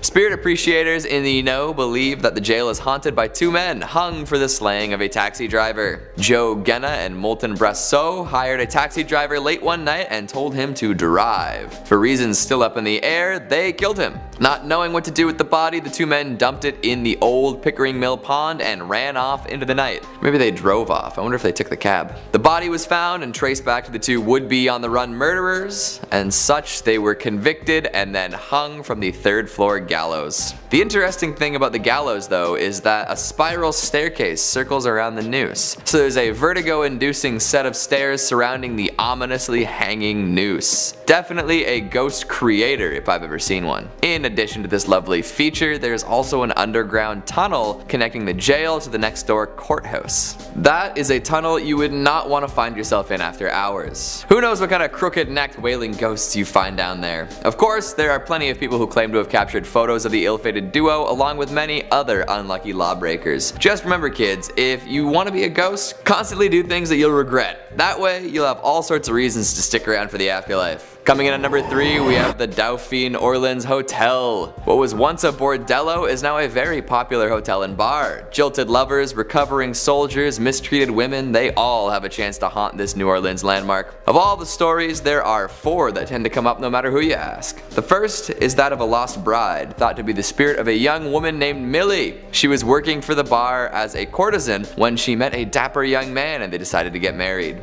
However, on the morning of the wedding, Millie's groom-to-be was shot dead in a gambling dispute. Distraught, Millie waited for days for her fiancé to show up and never took her wedding dress off. For years, she would wear the white dress around the bar, hoping that someday he would show up. Now her ghost wanders the hotel in her dress, waiting for her love. Another classic story is that of the dancing girl. A young teen has been seen dancing around in the ballroom. Many a drunk guest has claimed that a young girl helped them to their room, all the while dancing as if she were floating on air. There's also the tale of the Rebel, a ghost dressed in a dark Confederate uniform. While no battles took place in New Orleans, plenty of wounded soldiers would end up in the city for rest and recovery, and maybe a little bit of time at the bordello. This ghost has been seen pacing the outer courtyard, earning the nickname the Worried General. And of course, the bar itself, known as May's Place, is full to the brim with ghosts. Employees claim to have seen all sorts of unexplainable stuff, from glasses falling down from high shelves to locked doors opening up on their own to brochures swirling around like fall leaves. If you're looking for a haunted overnight stay, the Dauphine Orleans is probably your best bet. Don't go paying any of the ghosts for services though, you probably won't get what you're expecting. Coming in at number 2, Myrtle's Plantation. Built in the late 1700s, this is considered by some to be one of America's most haunted homes. Made extra legendary by the multiple photographs taken featuring ghosts, you'd be hard-pressed to find an ectoplasm enthusiast who hasn't heard of young Chloe. Chloe was a young slave punished for eavesdropping on the family. She took her revenge later on in the form of a poisoned birthday cake. It was served up to the owners of the house, and within 3 hours, 3 people were dead. Apparently that wasn't enough revenge for one lifetime though, as Chloe is still said to haunt the plantation. 2 different pictures have been taken with apparent ghostly qualities to them. One is a photo of the facade of the house, and if you look carefully in the corner, a ghostly visage can be seen. Another is of 2 tourists taking a selfie in front of a window, and Chloe can be seen peering out from in front of the curtains. While famous, some folks claim that they could be doctored. What do you think? After the Chloe incident, many later owners suffered death and murder tragedies while living at the house. Their ghosts have also been seen roaming the grounds. These days, most of the scary stuff is directly ghost related, so I don't know if it's still dangerous or just a spooky tourist attraction. Maybe the spirits like the attention they're getting from the public and would rather not kill anyone else. And finally at number 1, the LaLaurie Mansion. Back in the 1830s, the LaLaurie family was extremely well-to-do, especially Delphine LaLaurie. She was a well-respected member of society and known for throwing lavish parties. All was well and everyone had their fun until disaster struck. A fire swept through the building, burning much of it to the ground. Among the rubble, firefighters found the bodies of chained and tortured slaves in a hidden chamber. It appears that Delphine would perform unnecessary surgery on these poor helpless folks too. By the time all this was figured out, the LaLauries had fled the country, never to be seen again. With no way for justice to be served, the souls of the people held here remained, looking for revenge. Pretty much all future owners of the property quickly left after moving in. The ghosts haunting the walls are pretty aggressive too, with many people reporting bizarre physical assaults by forces unseen. Today, ghost hunters say that it's the most haunted house in the French Quarter. Historians dispute this, but that's not going to stop the Phantom fans from traveling to the Haunted Mansion. In at number 5 we have Palmer House Hotel. This hotel is not only considered the most haunted place in Minnesota, but to some it's considered the most haunted place in America. Located in Sauk Center, the hotel has been visited by paranormal activity investigators from across the country. Recently, the ghost hunter from the Travel Channel, Ghost Adventures, even investigated the hotel. A brothel that went by the name of the Sauk Center House occupied the current grounds of the Palmer Hotel, but the Sauk Center House burned down in 1900, and the Palmer was built in its place the following year. The Palmer Hotel was established in 1901 and is notorious for its permanent ghost residence. The most reported ghost in the hotel is named Lucy, who resides in room 17. Legend has it that Lucy was an adult worker that frequented the past building of the Sauk Center House, though Lucy endured a terrible accident of losing her life at the hands of one of her clients. Even though this happened in the building, the Palmer Hotel can't seem to get rid of the spirit of Lucy. The ghost of Lucy is said to dislike men by slamming the room door of male guests. Some reports her slamming the room door so hard it rattles the artwork on the wall and aggressively drops the temperature. During a recent investigation, a Chicago ghost hunting outfit allegedly recorded a temperature of -1 degrees Fahrenheit during their stay. Additionally, there was a couple staying at the hotel that reported a horrifying ghost encounter in room 17, where the wife woke up in the night and suddenly saw a lanky man dressed in 1920s clothing standing at the foot of the bed. Other active areas include the bar in room 22, home to a spirit named Raymond, rumored to be Lucy's manager.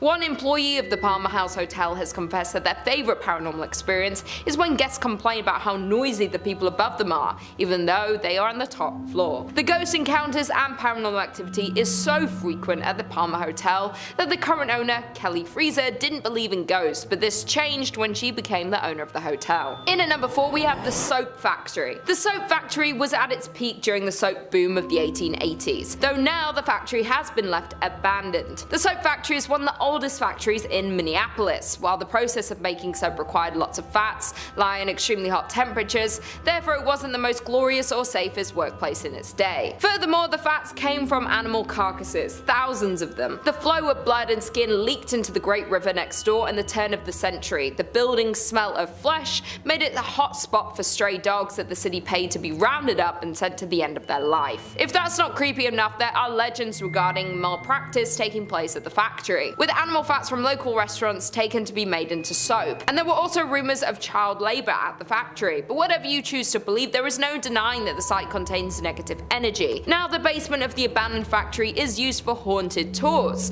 The tour is so scary in fact that guests have to sign a waiver and have to be 18 to go on the tour. In at number 3 we have First Avenue. Located in downtown Minneapolis, the building, which is now home to this nightclub, has a rounded front, is painted black, and has white stars on its sidewalls with the names of many of the musical talents who have done shows in one of these 3 event rooms found inside. Before it was famous for being a nightclub, the First Avenue was a Greyhound depot. The First Avenue legend has to do with the building's former self, the Great Art Deco Greyhound Bus Center that opened on 7th Street in 1937. The story goes that a young woman went to the station to meet her boyfriend who was returning home from World War II. When she was informed that he had died in combat, she ran into the restroom and ended her life due to heartbreak. In recent years, multiple First Avenue staffers have reported seeing a ghost in the washroom. The ghost has been reportedly described as a woman always in a green army jacket and sometimes seen dancing at the club along with other ghosts. Legend says that many homeless people died in the bus station as well, and they can be seen dancing with the women. There have been reports of another spirit haunting the nightclub. The staffers nicknamed this spirit Slippy, while this particular ghost is said to make a balloon appear from nowhere which then floats up and down the staircase on its own. Dave Schrader, paranormal investigator, visited First Avenue to assess the paranormal activity in the building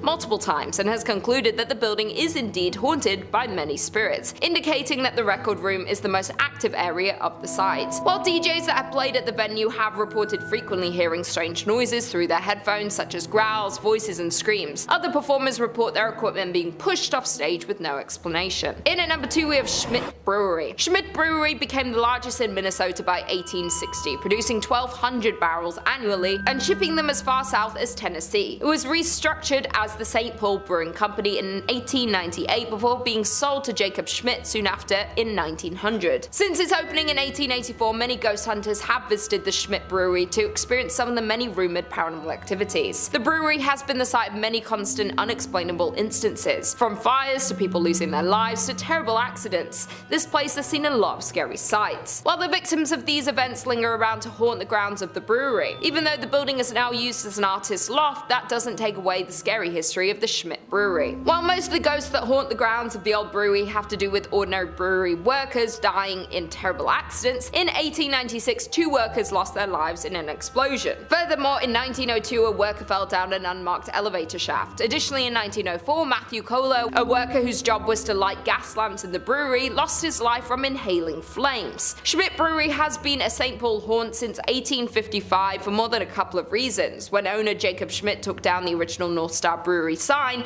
replacing it with his namesake, Jacob Schmidt Brewing Company. The entire brewery burned down a year later in 1900. Plenty of other bad luck would also follow on the grounds of the brewery, suspected due to the tragic death of many workers of the brewery. And finally, in at number 1 we have Four Pals Restaurant. Known as the most haunted restaurant in Minnesota, the Four Pal has a tragic story. Located in St. Paul, Four Pals was a high-end restaurant located in Irvine Park, and the restaurant is a beautiful Victorian mansion. Sadly though, the restaurant is now permanently closed. The dark stories about Four Pals Restaurant hint that the historic mansion is seriously haunted. As the story goes, back in the late 1800s, Joseph Four Pal had an affair with the mansion's maid, Molly. It was not long before his wife discovered this relationship and love for Mary. Therefore, the wife became extremely jealous of the servant and assigned Molly to do chores that would keep her away from the bedrooms and away from Joseph. Molly became pregnant and Joseph ended the affair, but Molly was so distraught about the whole situation that she ended her life. According to reports, she ended her life in the attic. Joseph was upset when he heard the news about Molly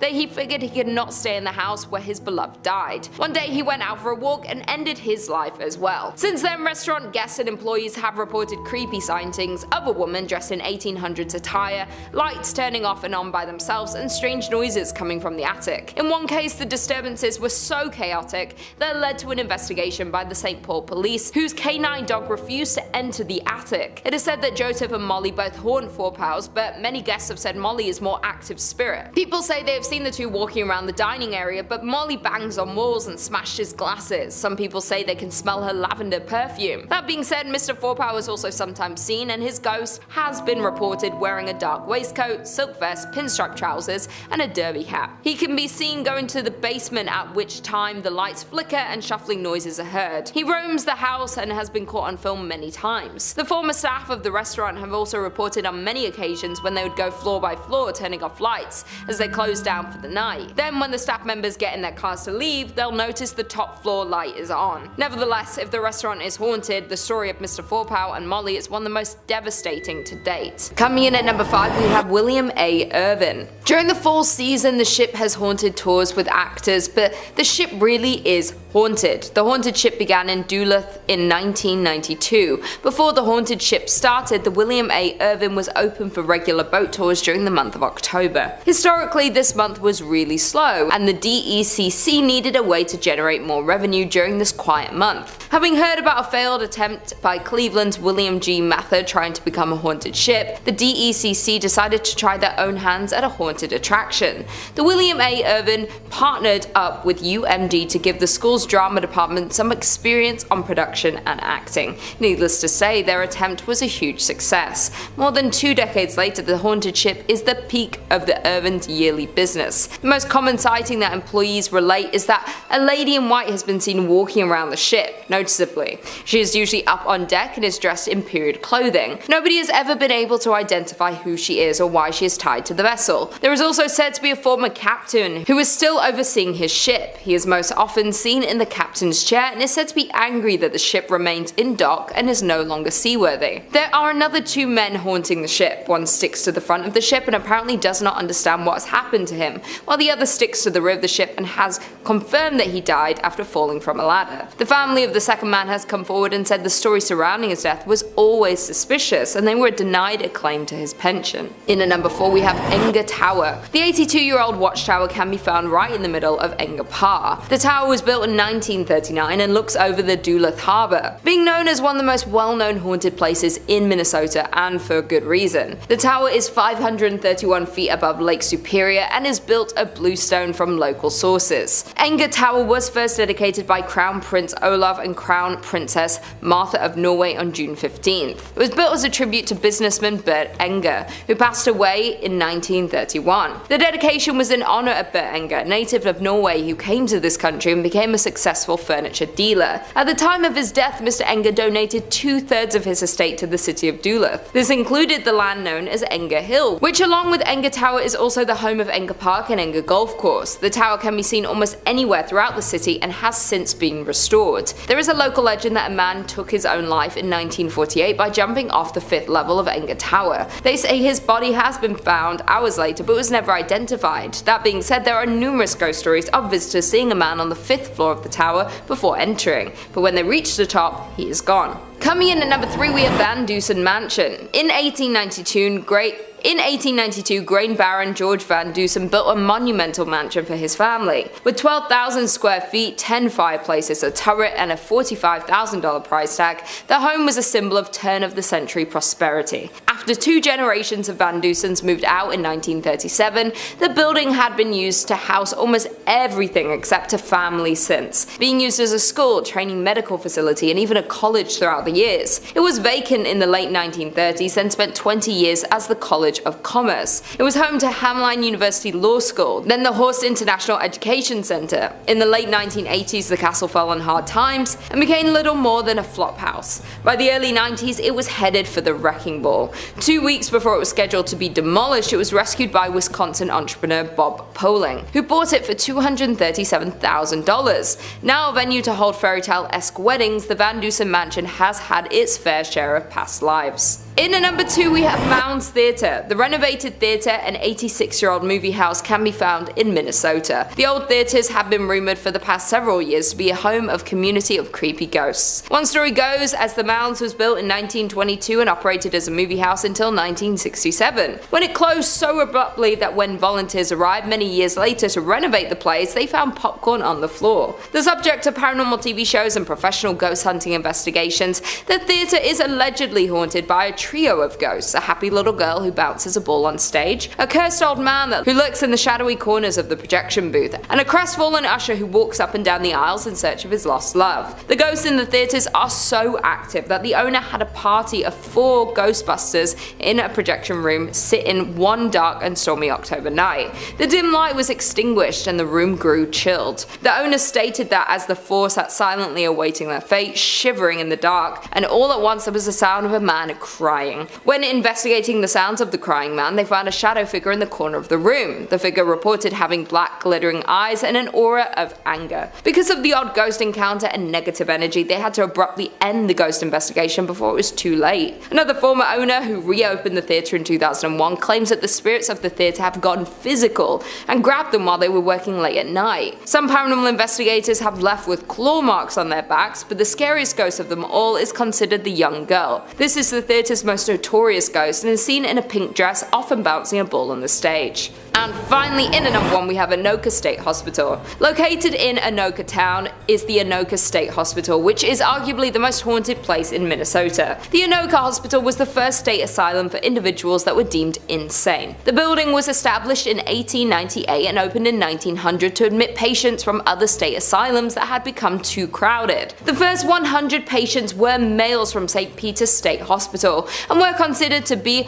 chronic incurables, men who had lost their minds due to heredity, causes, or environment. In 1906, 115 women were also transferred to the asylum from St. Peter's State Hospital. Residents were not to receive any type of treatment at this asylum, as this was the final stop for them until they passed away. And passed they did. A total of 86 of the original patients were buried in numbered graves in the Asylum Cemetery. The original name of the institution was Anoka State Asylum, but in an attempt to soften the image, they changed its name in 1937 to the Anoka State Hospital. Although the name was kinder and gentler, treatment at the facility was not. Patients were subjected to medical experiments and suffered both mental and physical harm. The original hospital complex closed in 1999 and residents were transferred to a new facility located close by. The buildings and property were then given to Anoka County to use for offices and to house the county workhouse. The remainder of the buildings were closed and boarded up. With such a terrifying past, it is no wonder that the Anoka State Hospital has been rumored to house the spirits of past patients. Former employees have reported that while unusual occurrences happen throughout the buildings, the most paranormal activities are linked to the tunnels located below the buildings. These tunnels were used as a way of transferring patients from one building to another without risking escape. Ironically, many patients believed these tunnels would lead them to freedom, and so they tried to escape by going down into them, but after a few twists and turns, escapees realized that the tunnels were more of a maze than an escape route. Without an understanding of where each tunnel went and how they joined together, it was easy to get hopelessly lost in them. Several escapees became so disorientated and distraught that they took the only way out that they felt was left to them and ended their lives. For years, employees would report hearing footsteps trudging through the tunnels, stopping, pausing. There was also reports of whispering and low voices in conversation, but the words were not understood. The paranormal activities became so rampant that most employees refused to use the tunnels because they were just too eerie. Today, only maintenance and security are allowed in them. Today, the county owns the buildings that made up the former insane asylum complex. Although the complex was eligible for the National Register of Historic Places, it appears that time has passed. The current buildings are in a state of extreme disrepair.